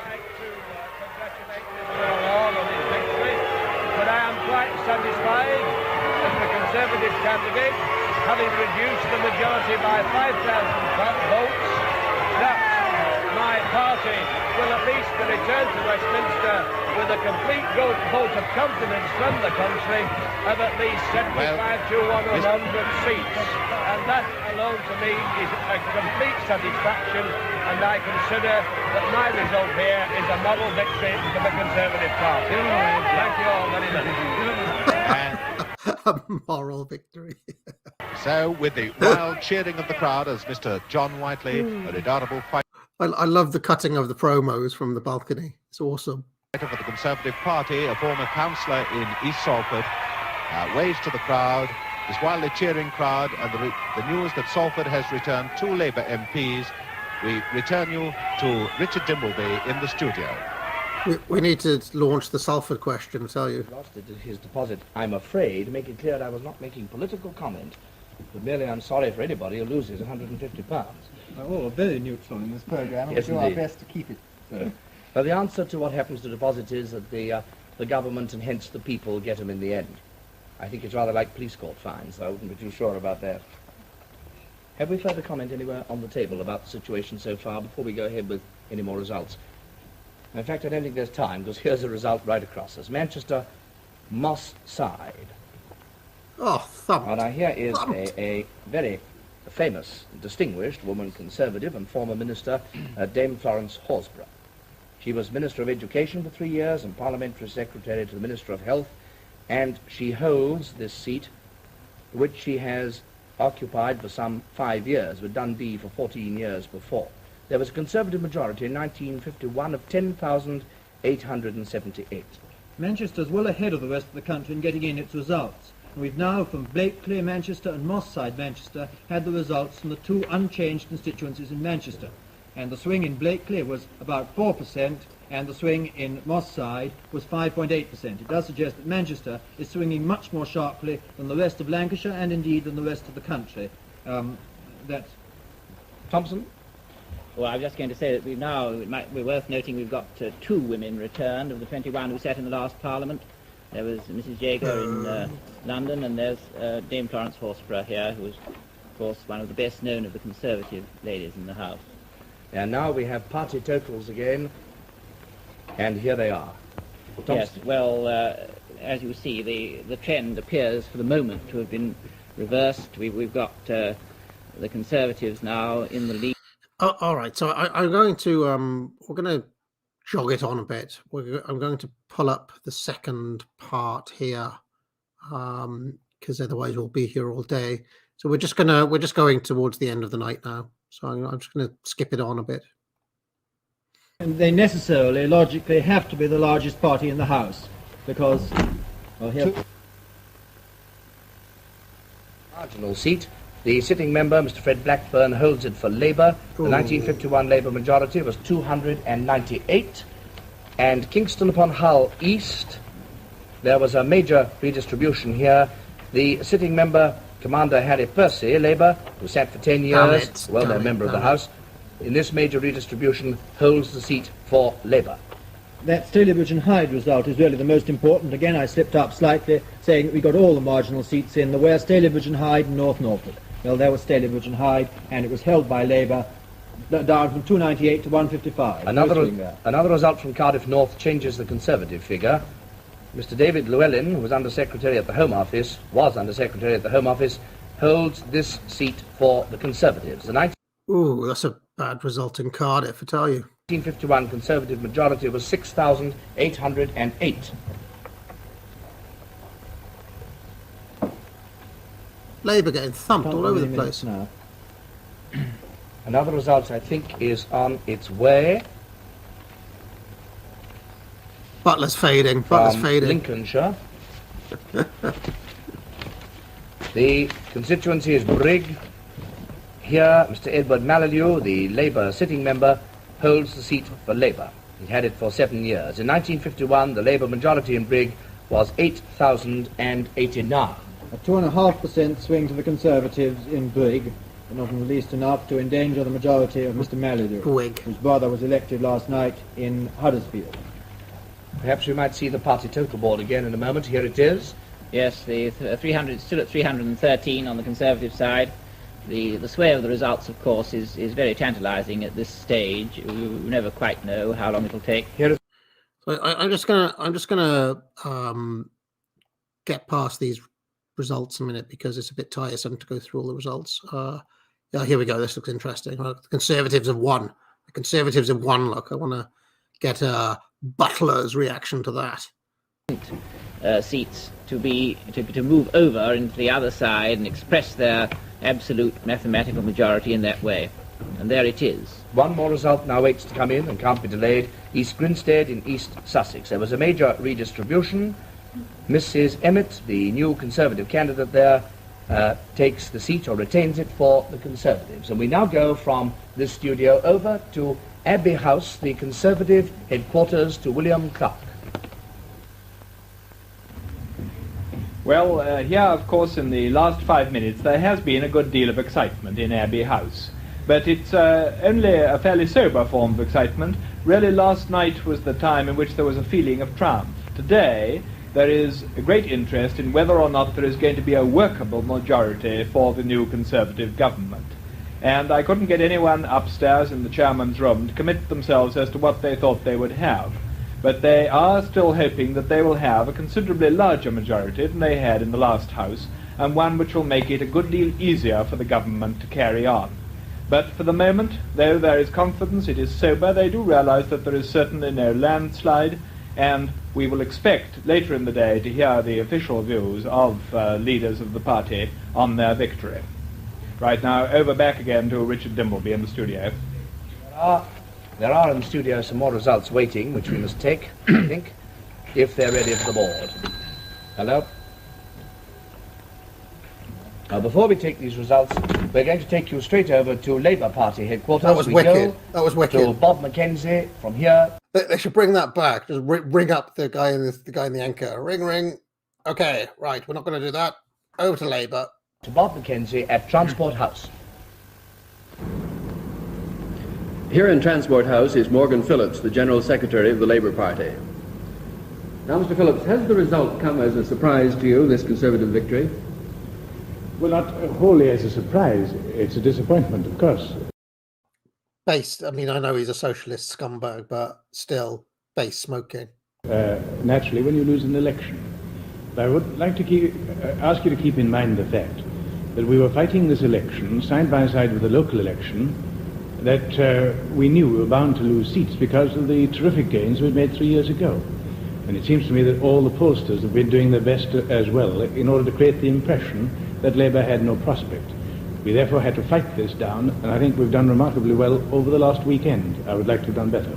Some of the commentators have said that it's been a failure of turnout on the Labour side that accounts for the result. Now, do you feel that the Labour Party has failed to get its members out to vote on this occasion? In some respects, yes. But that's not true in every case, because you've seen some narrow marginal seats that we have held that ought to have been lost if the general average swing was applied to those seats. And we therefore feel that generally the overall reduction in the poll has been to our disadvantage. Well, now, tell me, it's sometimes said that the Labour Party has a less effective organisation than the Conservative Party. Are you prepared to grant points to your opponents on this? No, not generally. There are parts of the country where they probably would have. And in any case, you see they're able to maintain a much bigger paid organisation in the country, whereas we have to depend for the most part upon voluntary labour. Can you say a word about the future now? It looks like 4 more years of opposition for Labour. Do you feel discouraged at the prospect? Well, I'm naturally discouraged if there's a Conservative government at all, or any prospect of it at any time. But I do think that... That was kind of, at least he's being honest. I want to see a one-party left-wing state, true socialist. It will certainly give us the opportunity of revitalizing the party. We shall have to keep on our toes because we believe, rightly or wrongly, that traditional Toryism is back in the saddle. And unless the Labour movement is vital and alive, we should be going back to some of the policies that are so damaging to the interests of the mass of the people. Well, thank you very much indeed, Morgan Phillips. Returning you now to Richard Dimbleby in the studio. Now you've heard Mr. Morgan Phillips' opinion of the situation now, and we have in the studio waiting some more results with which we will proceed. First of all, Normanton in West Yorkshire. Here, the sitting member, Mr. Albert Roberts, who sat for 4 years, has held this seat for Labour. In 1951, the Labour majority was 19,853. They got just the same share of the poll this time as they did last time, the Conservative and the Labour candidates there. And in Cardiff West, a very well-known Welsh member of the House, Mr. George Thomas, has held the seat for Labour. The 1951 Labour majority was 5,400. With a slight swing to Labour there. We go to the extreme north for the result from Blyth, where once again the sitting member is a very well-known Labour member, Mr. Alfred Robins. He has sat for 5 years for Blyth and holds the seat for Labour. The 1951 Labour majority was 25,639. Mr. Robins, of course, was a minister. A 1% swing to the Conservatives in that Northumberland seat. Before the next result, we'll take the party totals again. Yes, well, now the lead of the Conservatives over Labour has been pulled back to 62. And I think our interest from now on will begin to concentrate on this question of what lead the Conservatives are going to have, what majority they... Incidentally, I think it's 60. The final result was 60. Look at the Liberals, by the way, completely off the map in 1955. They're going to have at the moment. It's 62 as against 70 a little while ago with the run of the results. And 54 seats still to come in. And more results are coming in. Here is the result for Belper, Derbyshire. Here the sitting member is an ex-minister, Mr. George Brown, who sat for 10 years, and he has kept the seat for Labour, the 1951 Labour majority being 8,197. An 82% turnout in Belper, that's high. To the west, to Glamorganshire for Neath, where the sitting member again, Mr. David Williams, Labour, who sat for 10 years, holds this seat for Labour. The 1951 Labour majority, 24,129. Here is another Welsh result from Berwethdy in Monmouthshire. Here, the sitting member, Mr. Harold Finch, Labour, who sat for 5 years, holds the seat for Labour. The 1951 Labour majority in Berwethdy was 25,243. We go straight on. North Wales, the tip there, Anglesey. The sitting member... Hughes. Hughes and Hughes. It's like a firm of lawyers. The sitting member, Mr. Cledwyn Hughes, the Labour candidate, that's the first Hughes of the three you see there, has sat for 4 years, and he has held the seat for Labour. The majority was small in 1951. It was only 595, David. Yes, the Conservative there forfeits his deposit, and so does the Welsh Nationalist. And the Labour majority goes up very considerably. To Yorkshire now, to Pontefract. There we have the sitting Labour member, Mr. George Sylvester, who sat for 5 years and 3 years before that for Normanton, holding the seat for Labour. The 1951 Labour majority was 24,237. A slight swing to Labour in proportion of votes. Straight on to Pontypridd in Glamorgan, where, once again, a sitting Labour member, Mr. Arthur Pearson, several times Labour whip and treasurer of the household, who sat for 17 years. Oh, the Welsh can't be helped, I'm afraid. They just can't be helped. Holds the seat for Labour. The 1951 Labour majority in Pontypridd, 20,075. To Scotland, to Fife East. East Fife, where the sitting member, Mr. Henderson Stewart, Liberal and Conservative, and Under-Secretary at the Scottish Office, junior minister, holds the seat which he's held for 22 years. Each party having exactly the same share of the vote as in 1951. And on again to Basingstoke, near London now, a major redistribution here on the retirement of Squadron Leader Patrick Donner, the Conservative candidate, and in his place, Mr. Freeth, the new Conservative candidate, holds the seat for the Conservatives.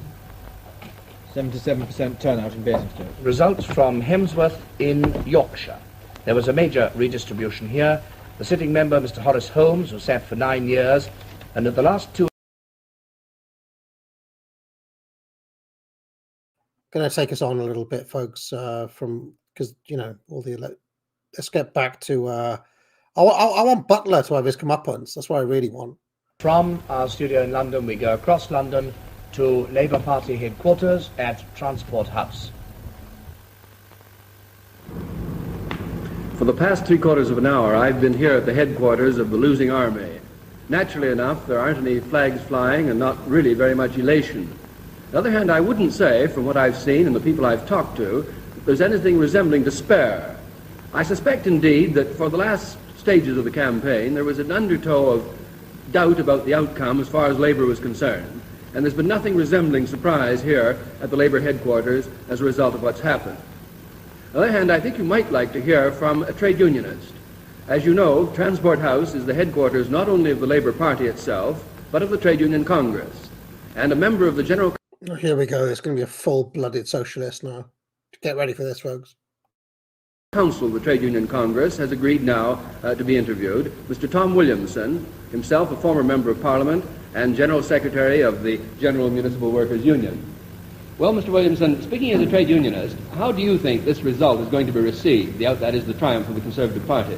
Well, we're in a democratic system, and of course we've always got to be prepared to accept the change of government. Do you feel that the unions will be happy to work with the Conservative government in the period that lies ahead? Well, I wouldn't say that, of course, they'd be happy to work with the government. I'm perfectly certain they will. Now, what about your relationship with the Labour Party in recent times? It's been said by your Conservative opponents that the satisfaction of the ordinary working people with things as they are now accounts for the Conservative victory. Do you agree? No, I don't agree. I think there are a number of circumstances. I think the Conservative Party have been very fortunate in having the economic state of the country on their side in this election. And it may well be that the difficulties that we know have been happening with... Notice the lack of media training. Nobody, there was no PR guru to tell him, don't fiddle with your pencil on national television, mate. Then the Labour Party may have had some little effect, but I think it's very minor and very small. Do you think there will be any tendency, looking ahead now, for trade unions to drift away from their allegiance to the Labour Party? No, not at all. No, I don't think so. I think the trade unions will always regard the Labour Party as the political side of the great Labour movement. And looking ahead still further into the new Parliament, do you expect that the Labour Party will be in any series of difficulties because of its internal differences that we saw recently? I hope not. Well, thank you very much indeed, Mr. Williamson. Returning you now to Richard Dimbleby in the studio. I think I should have said when we went over there, that our old friend Bob Mackenzie isn't with us now because he just happens at the moment to be working at the other end, but we've not lost his services for all that. Another result is... Can I get some intel on Bob McKinsey? Like, who is this guy? Why is there a random American or Canadian or whatever he is hanging around the BBC studios in 1955? I just want to get the inside scoop on him. Who is Bob McKinsey? And here it is. It's Rye in East Sussex. It's one of the newly made seats. And the Conservative candidate, Mr. Godman Irvine, a barrister and farmer, has captured it for the Conservatives. I see now that they're ready to receive us back in Oxford, where we've not been for some time. Let me remind you that there, Herbert Nicholas and Alan Bullock, two historians, have been watching all that's been happening, and happening so busily in the last 2 hours. They probably had some time in the peace of Herbert Nicholas's room there to digest what's been going on. Anyway, we hope so. And to hear from them now, we take you from London over to Herbert Nicholas's room at New College, Oxford. Well, good afternoon.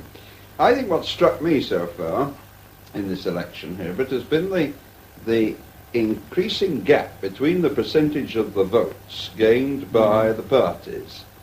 The last election in 1951. I found him. Hold on. We'll get back to history today in a moment. But I found him. This is definitely him because he mentioned this word, didn't he? This is what Butler.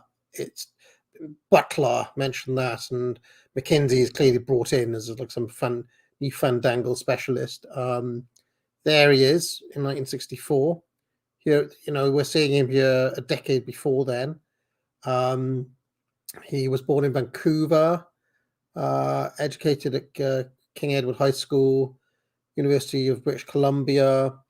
He went to LSE, of course. He is widely known in the UK for his televised reports on general elections as they were announced on the BBC. He is a popular associated with the swingometer device used in such broadcasts. The swingometer was first introduced in 1955 by Peter Milne and was later refined by Mackenzie and David Butler. There's Butler.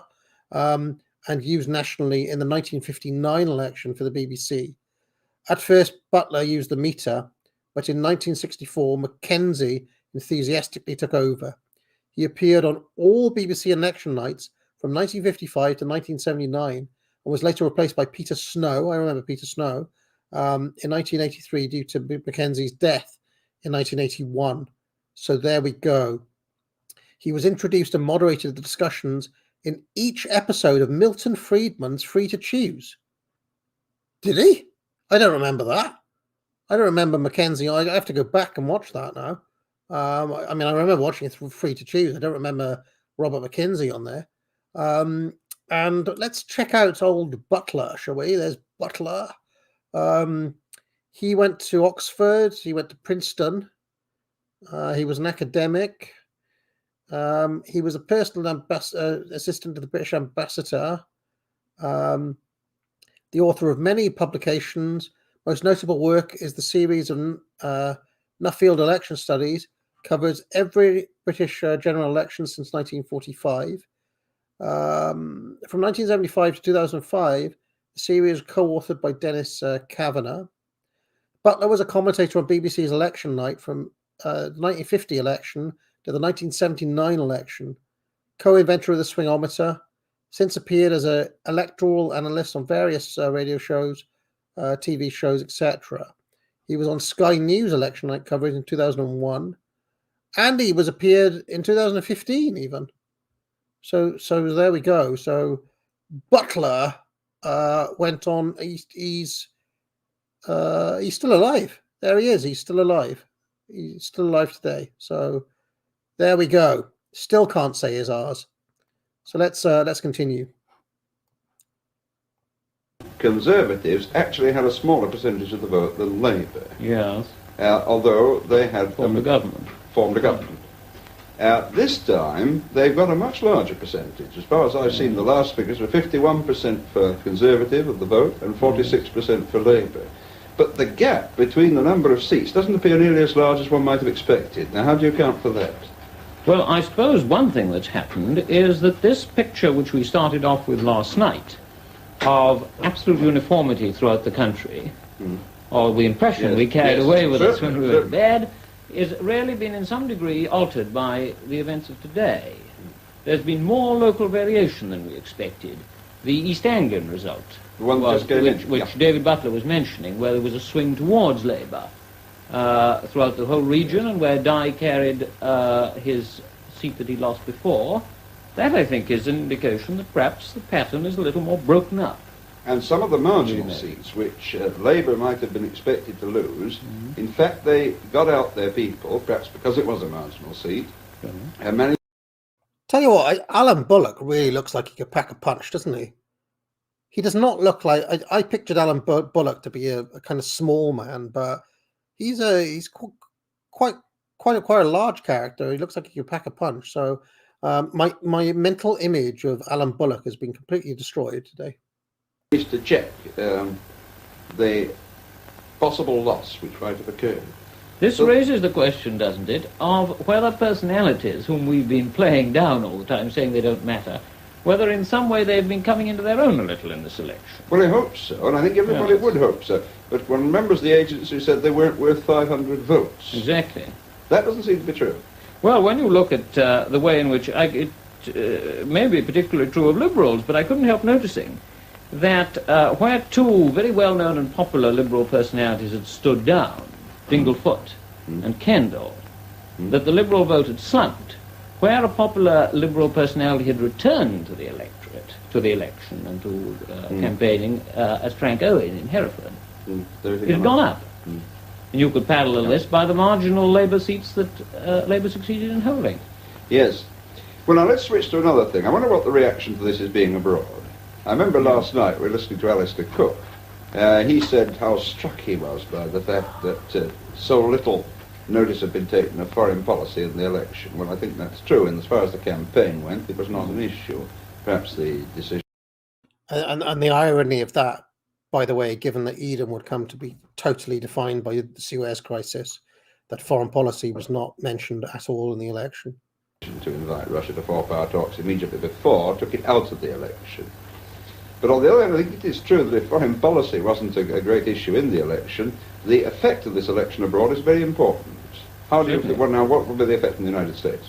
Well, I think that although foreign policy wasn't an issue, the parties didn't terribly disagree about it, yet certain themes were stressed by both parties. Yeah. Peace, four-power talks. Yeah. And I should think that in the United States in particular, of course, they'll feel that a Conservative victory is an endorsement of the policy that Eden has been pursuing.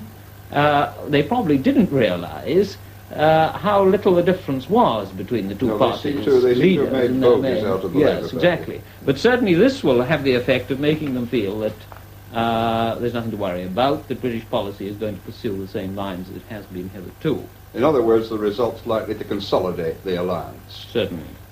Well, isn't there so? The absolute irony of this conversation, given what happens with Suez, given what America do to Eden and do to Britain in a couple of years, in what, a year from this point, 2 years from this point? On the continent? I should have thought so, Yeah. and I should have thought once again it makes an impression of British stability, the stable picture of the electorate as a whole, no sort of violent swing one way or the other. Well, that's all we've time for now. Back to Richard Dimbleby in the studio. Well, there is waiting here in the studio a result, which we may see, I think, at once. Hexham in Northumberland. There, the sitting member, Mr. Rupert Spear, Conservative, holds the seat for the Conservatives. The 1951 Conservative majority was 7,499. And there's rather a big swing there for the Conservatives, 4%. Yes.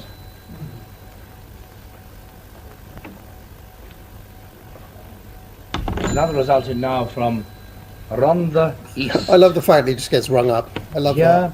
the sitting member, Mr. William Mannering, who sat for 22 years, a former miner and miner's agent, holds the seat for Labour. The 1951 Labour majority in Rhondda East was 24,436. There's a communist candidate here. It goes up from third to second place. A communist candidate?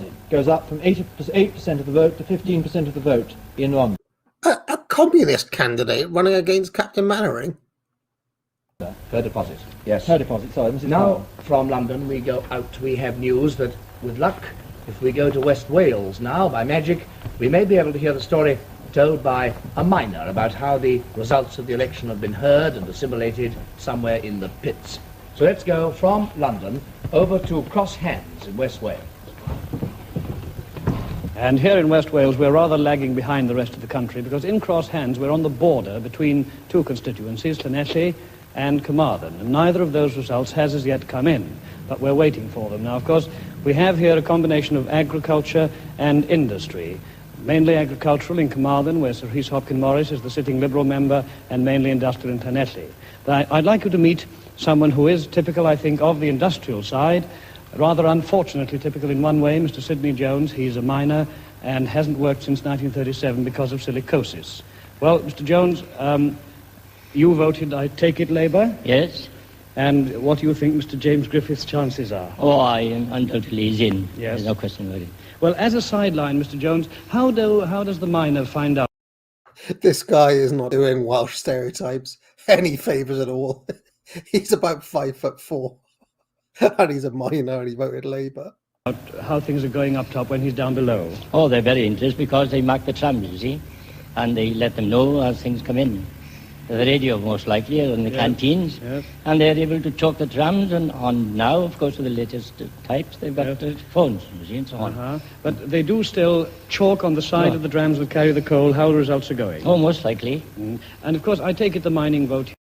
Literally being on benefit since 1939 as well. Is largely Labour. Oh, in the main. Do you find that the young miners coming up are as interested in politics as they used to be when you were a young miner yourself? No, I wouldn't say that. No? Finally, no. And you think that's a pity? It is a pity. Yes. But quite apart from that, they still go on mining what they tell me is the best anthracite coal in the world. Oh, there's no question about it. It is. Yes. And apart from having the best coal in the world, of course, they are fairly confident that Mr. James Griffiths will be returned. It is a safe seat. Of course, the other interesting one, as you've heard, is the one just next door. The border between the two constituencies actually runs halfway through the chapel and halfway through the pub, which is the sort of thing that very often happens down here. Well, there it is. We're still waiting for our two results and 7 more in Wales. Thank you very much, Mr. Jones, for coming along.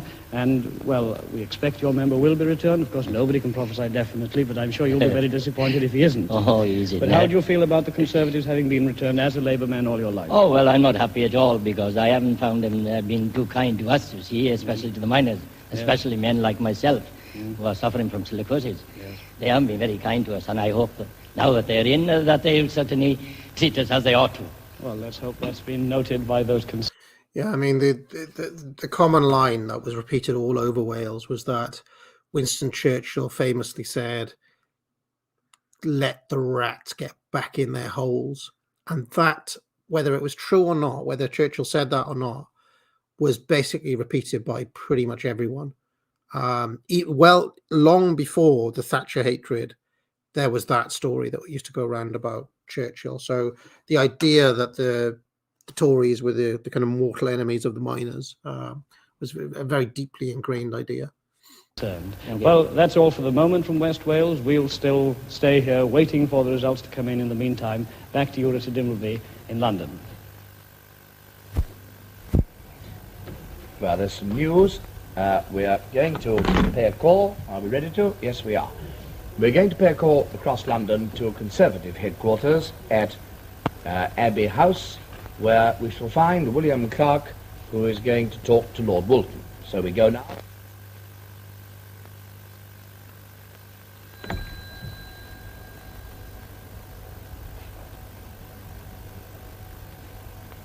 I love the phone action, I really do.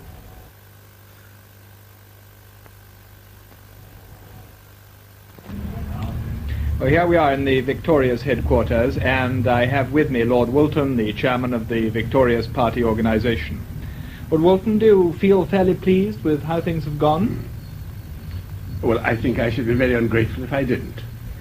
They have gone a little better than we expected. We're very pleased with the result for this particular reason. You know, you very often heard it said, I'm sure, that the Labour Party had the votes, and we had the seats. Yes. Well, I can't say that anymore, because now we've got both the votes and the seats, and that is very gratifying. That is as it ought to be. Prime Minister said something about the young vote of this country. Do you think that that has swung to conservatism now? Oh, but I do. I do. And we've gone to a great deal of trouble about this, you know.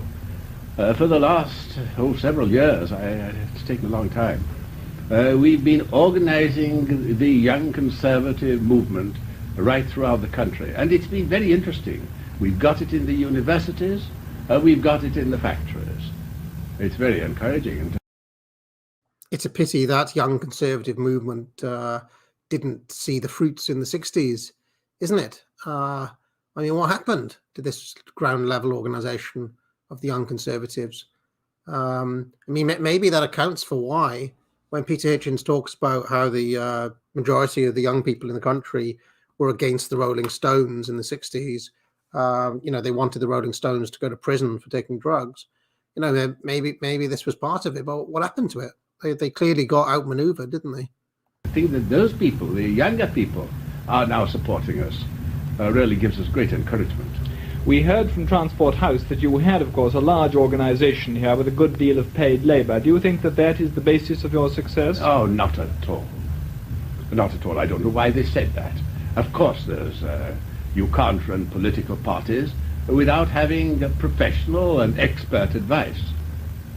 The great majority of our helpers are not paid at all. The great majority of our officers here are not paid. Perhaps you might say, well, some of you are very fortunate. You are able to do without it. Well, that is true, and we are fortunate. We've got a paid staff here, but believe me, we haven't got victory because we've been able to buy it in any sense. We've got it because we've had an enormous number of voluntary workers all throughout the country, and they've had a faith in conservatism. They believe in us, and we show them that they were right to believe in us. And there was a phrase, too, about return to traditional Toryism. What's your view on that? Oh, well, you know, you've got to say things like this when you're in party politics. But there is no sign of going back to the backwoodsman or whatever they mean by traditional Toryism. I heard Mr. Morgan Phillips say it. I didn't think he said it in any flattering sort of way about traditional Toryism, you know. What we are going in for now is progressive government. The reason why people have voted for us, and the young people in particular have voted for us this time, is because they see for themselves the chance to get on. No. They see the opportunities for progress. They see that they've had stable employment. They see that they're better off than they've ever been before. And that is, after all, what all of us want. And particularly it's what people want when they're young. Well, you see, when I tell you the Tories have been at this for 200 years, I'm not joking. Literally fucking every single time. Every single time. And as a last question, what do you think the election results give you a mandate for? Just the mixture as before? Continuation, stable government. I'm sure of this. And did you notice the Prime Minister said it today? I'm sure that they don't want class hatred. You know, it isn't English. It isn't British. We don't hate one another. And this idea that there is a class cleavage in this country, I think is something that is foreign to British temperament. We've just got all to work along together. Note, by the way, that I'm not picking on Sargon here, but this is like an old, like a 2016 era Sargon talking point. I may have even said it at some point as well. Do you remember? Oh, it's a very un-British thing to think about race. Really, it's a class division. Do you remember? Well, go back to 1955, and there was a Conservative saying it's very un-British to think about class division, you know. So whenever people try to redirect race to class, all they're doing is like, you know, 1955 Labour talking points. So just worth pointing out. And by that means we'll bring great prosperity to this nation, and it deserves it. Well, with those benevolent words, which I think you were speaking, I will turn us back again now to Richard Dimbleby in the studio. Well, we've heard now from Lord Woolton, and we're going now to hear from a very prominent member of the Liberal Party. I've just heard that Frank Gillard in Bristol has with him Mr. Frank.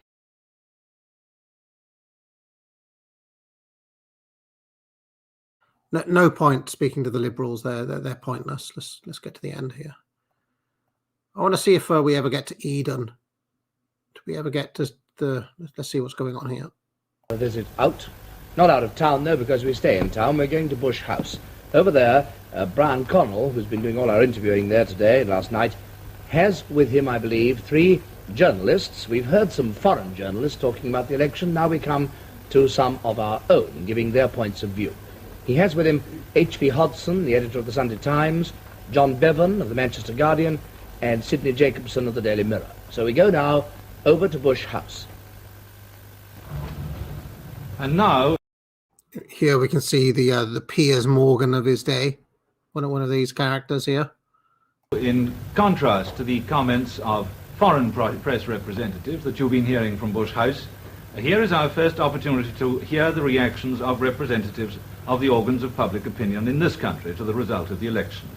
We have Sidney Jacobson, political editor of the Daily Mirror, John Bevan, London correspondent of the Manchester Guardian, and H.V. Hodson, the editor of the Sunday Times. By the way, note the phraseology, organ of public opinion, as if these three, snakes here aren't driving public opinion. No, they're just the organs. No, they're playing they're the organ players. They're they play the public like an organ. Sidney Jacobson, I'd like to ask you first, the Daily Mirror has been very forthright in its support of the Labour Party. What comment would you make now that the result has been announced? Well, the Daily Mirror urged its readers to vote Labour, but it recognised that the Tories might win.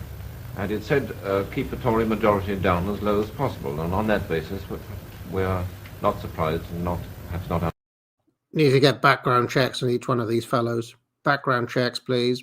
unhappy. Not surprised anyway at the result. Now the election is over, I think that what the Daily Mirror will want to do is to know why Labour lost the election. And we would like to examine the defects perhaps in the leadership of the Labour Party, the cost of the internal feuds in the Labour Party, the cost of the great Bevanite controversy, and we would like to know why the Labour Party machinery, in our opinion, was so inadequate and so inferior to the very skillful and slick organisation of the Tory Party. John Bevan, I thought I saw you nodding agreement to an argument there. Yes, it's not only the Daily Mirror that will want to have an inquiry, but I think the Labour Party will want to have an inquiry too. Now, Labour's done rather better, I think, that quite a lot of its supporters expected it to do. And it's done particularly well in the marginal constituencies, but it's not done so well in the average constituency. And I think that there was a defect in morale. I think that the trouble is not only the feuds there have been in the parties, but that Labour no longer fears the Tories as it used to. I don't think anybody can really fear Sir Anthony Eden. And Conservatism has worn a new face during the past few years, and it has taken the sting out of the Labour attack. One thing I'm glad... Damn those Tories, they're always painting themselves as progressives in order to take the sting out of the Labour tail, and this is how we get into this scenario. It's an endless rally of fucking Tory containment. This is why we're in a permanent dictatorship in this country. Look how many times this has happened. And that is that the statisticians seem to have proved wrong in most of their predictions, or in many of them. H.V. Hodson, I think it's no breach of security to say that your sympathies are with the winning side in this election. Would you like to enlarge on your reactions to the result? Well, I'm not only happy myself about the result, but I think you can say that we're lucky to be in a happy country. Because if you look at the results as a whole, you could call this a no-change election. Not that there hasn't been any change in the figures overall, but that the voting has been clearly and deliberately in favour of keeping the government in power. Now, that's a thing that very rarely happens in this country. Very rarely happens in... I mean, very rarely, apart from every single time the Tories are voted back in, yeah. Indeed, it's been heard over and over again. It's the first time in this century that a government has ever increased its majority, which shows that the majority of people are happy in the government that they have. And I think they'll continue to be so. Of course, the size of the majority is important. I'm inclined to think that the Conservative Party is going to end this election with a majority that's going to be just about right.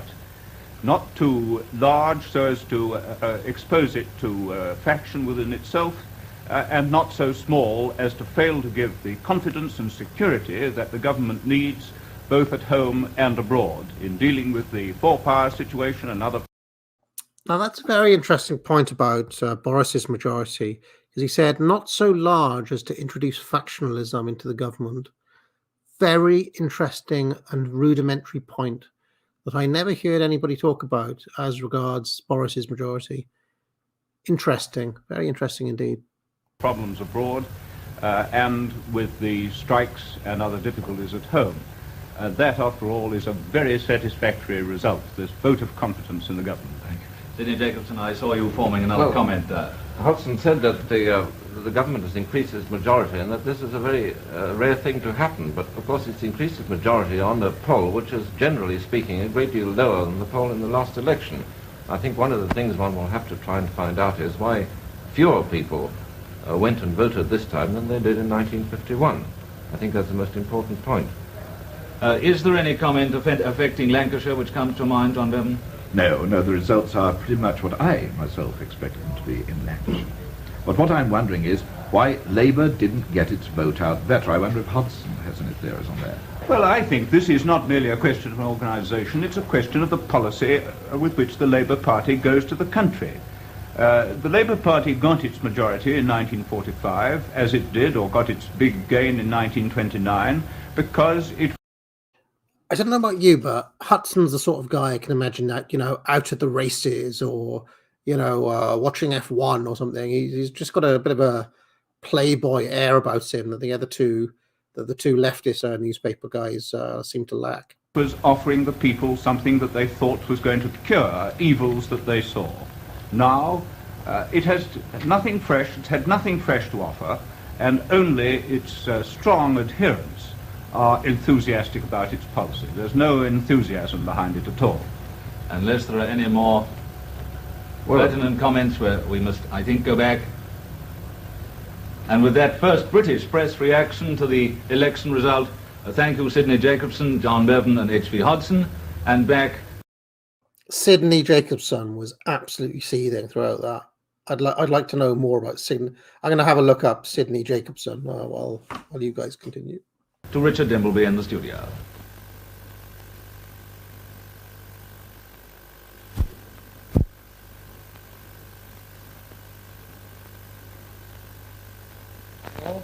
Opinion on the whole situation as it is as of this moment.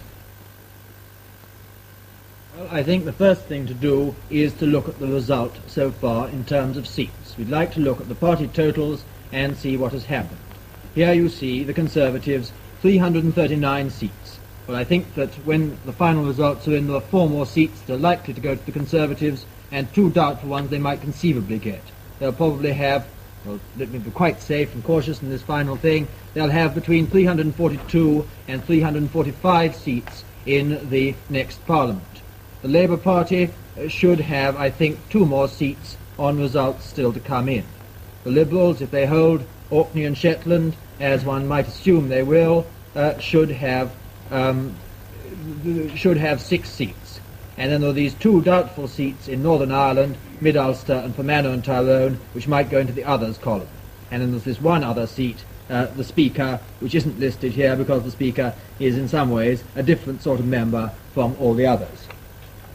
Now, I'm going to interrupt you just for one moment, David, because I believe that our last trip outside has materialized. I didn't think it was going to. I may in a moment receive the signal. We can pay one last trip, here it is, down to Wales, just a quick one, and then we'll be back to round off our programme. So let us go from London down to meet Howell Davis at Cross Hands in West Wales. He has with him, I believe, a man a Liberal candidate who's been very successful in a marginal seat, Cerise Hopkin Morris. So over we go to Cross Hands. Just to give you an update, Sidney Jacobson, later Baron Jacobson, was a British journalist, editor, political commentator. He was the only son, an elder child of Samuel and Anna Jacobson, a Jewish couple originally from Germany who ran an ostrich farm. In 1914, the family returned to Frankfurt for a holiday. They were interned on the outbreak of World War I. His father was drowned when the ship in which he was trying to return to South Africa sank. His family then went to live to Wales with relatives, the family of Lewis Silkin. Jacobson, as his mother subsequently moved to London. He attended the Strand School, studied journalism at King's College London. He then went on to serve in World War II in the Middlesex Regiment, the Duke of Cambridge's own, rose to the rank of Major. He was awarded the Military Cross in 1944, a recognition of exemplary gallantry, which is quite unusual for someone of this sort of background, I would say. And then he went into journalism. He ran the Daily Mirror, the Daily Herald, and the Sun at different times. He was editor of the Sun in the 60s, editor of the Daily Herald, and he ran the Daily Mirror for many years as well. and he was a staunch Labour supporter through all of that, including a famous story that he ran in 1974 when Edward Heath won and said, and now he has the nerve to ask for a vote of confidence. The other read, for all our tomorrows, vote Labour today. So, yeah, he was just a kind of Labour stalwart, Fleet Street kind of power broker in the 60s and 70s. Not much else about him. He was made a life peer in 1975. So that's Sidney Jacobson. One of the fights that attracted most attention here in Wales was the one in Carmarthenshire, where the Liberal Sir Rhys Hopkyn Morris, Deputy Chairman of Ways and Means, held his seat in a three-cornered fight against a Labour candidate and a Welsh Nationalist candidate.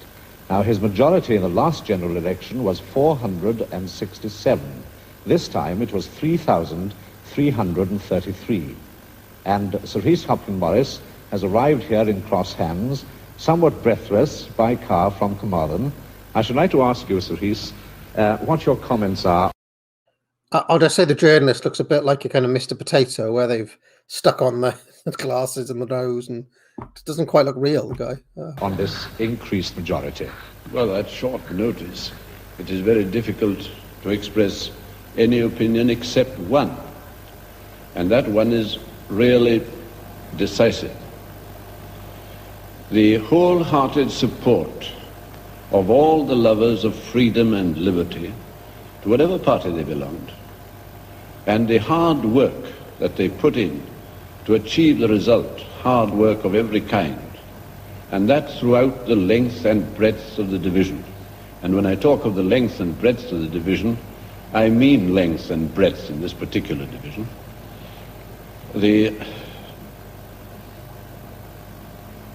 Those who were from the old to the young, they worked with a will and with full energy right throughout the contest.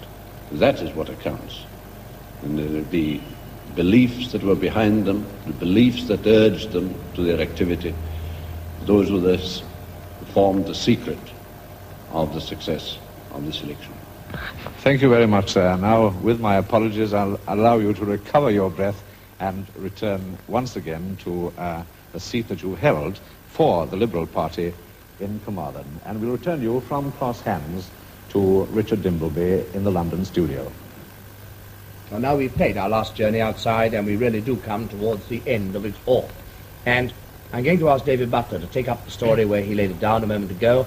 Now to come, David, I think to the question of time and voting, eh? Yes, well, I think it would be interesting at the end not to tie any clever fancy work with statistics, although I know that Robin Farquharson and those beside me could produce some brilliant and dazzling figures which would thoroughly confuse you, as possibly we've confused you earlier in the evening.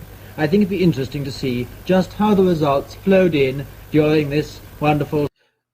Is Dimbleby going to hold Butler to that bloody 120-seat prediction he gave at the start of the night? Strenuous 20 hours. I don't say wonderful in terms of the result, by the way. I just say because it's exciting listening to results. Is what I personally happen to find the most enjoyable thing in the world. Now, on this, we would like to see the results by time as they came in this general election of 1951. You see, it was extremely close all through the night. Not more than 2 or 3 results different between the two parties. The Labour Party ended up actually, I think, 3 seats ahead at 4 o'clock. You see that light band for the period between 4 and 10 when we had no results. Then when the morning came in, they stayed together for the few results that came in between 10 and 12. And then suddenly the Conservatives leapt ahead to their lead of about 60 now. David, you said inadvertently 51. You're really talking of 55. These were the results by time in 1955. We did have a gadget earlier which was trying to help you by showing how the results came in last time. But this particular gadget that we just showed you was the pattern of results this time. Labour 3 ahead on the night, the Conservatives, as the county constituencies came in, pushing right ahead to their majority now of 60-odd seats. Now, Terry Thompson, our parliamentary correspondent, please, will you take up the story in our last roundup? Yes, well, before I do anything else, I'd just like to say a word to 1 or 2 or more viewers who've rung up to remark that certain names which they felt ought to have been on it were omitted from our board, our list of prominent members who are in and out. This is only by way of explanation, but I know a lot of importance is attached to these things, and I want just to say that that board is strict. I'm not going to bring it up because it take time, but that board is strictly limited in size, and we had to go on a strictly limited choice of members to put on it. I won't go into the details, but the omissions, whatever they were quite inevitable and regrettable, but inevitable, and I can't say more about them than that. Now, I'm not going to say very much about the election as a whole. It's too big, frankly. I find it too big a phenomenon at this moment, above all, to attempt to assess in simplified terms. All I'm going to say about the election as a whole, speaking as a parliamentary journalist who sat here and watched the results come in over this period, that I still feel that this whole picture wants a great deal of study before we can see to the bottom of all the trends in it. It's clear that the general picture is clear enough that the battle of the turnout, as it's called, went against the Labour Party. They didn't get their vote out, and the Conservatives did. But I'm still I'm still very much intrigued, shall I say, by a lot of what I would regard as cross currents in this. And I won't say more than that. I mean, for instance, to mention only one thing, the results in the Medway towns, where Labour seats, marginal Labour seats, seem to me to have been retained quite against the run of the play.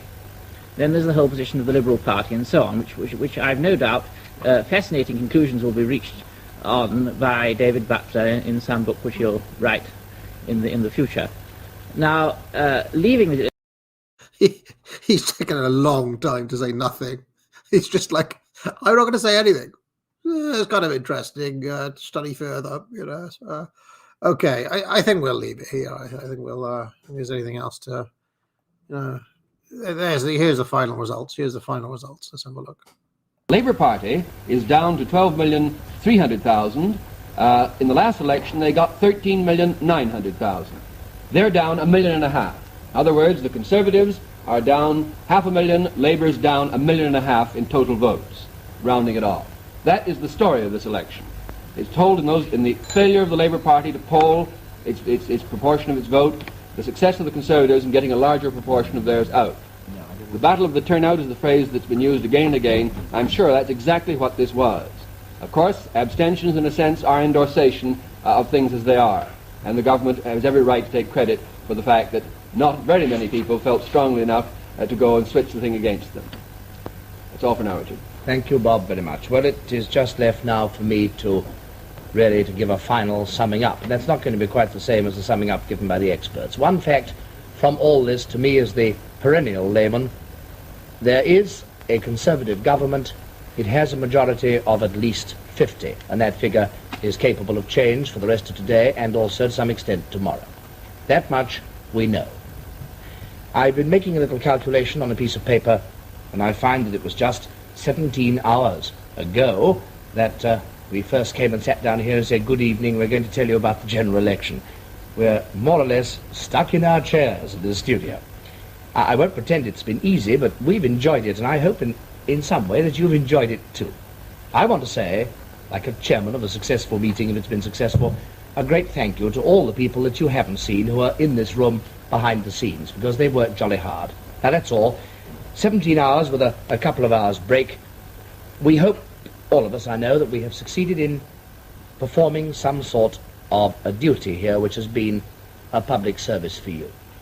Now, we're going to suspend operations so the children can enjoy their television at 5 o'clock, which is just a minute from now. We'll be back at 6 with just a brief review, and then we have a very special program at 7:45 this evening. So if you remember those times, we bring to an end this marathon run after some 17 hours with a very simple and easy word. Goodbye. I feel like Butler got off lightly. He got off lightly.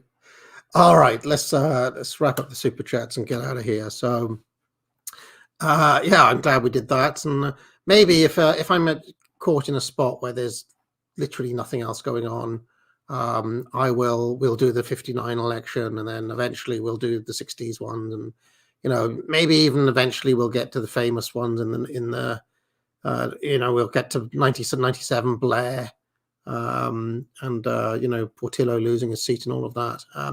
Anyway, Here's the Eunuch says, I too like it cold and I hate the heat. I hate direct sunlight, embrace the Aryan spirit and live under Father Winter's shadowy cloak with the rest of us Northmen, indeed. Here's the Eunuch says, Mondays are also when I do my stream video prep for the week, so I'm nearly always available. I'd enjoy doing a deeper lore with you sometime, if you'd like, especially on Dungeons and Dragons.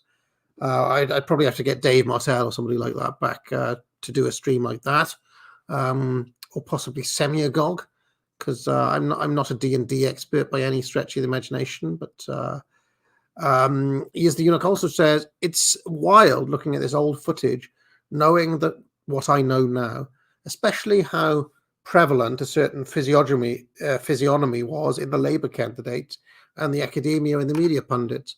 This game was rigged from the start. Life is a burden for one who notices.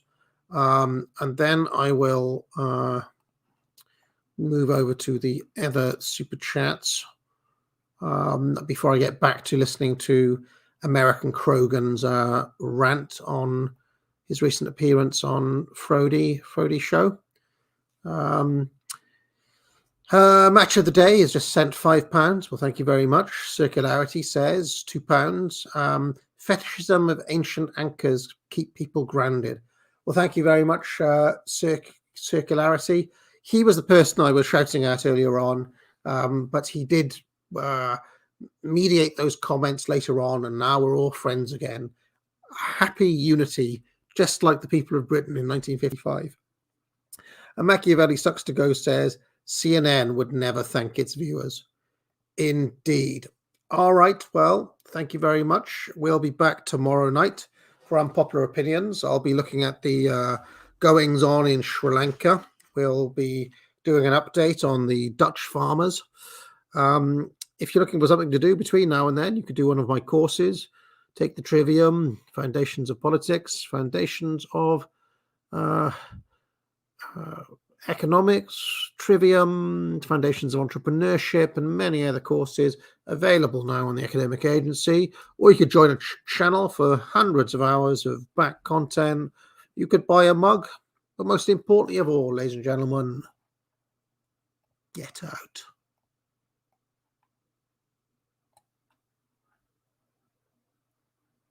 What goes on in this town is none of your business. As long as I'm living here, it is. Then maybe you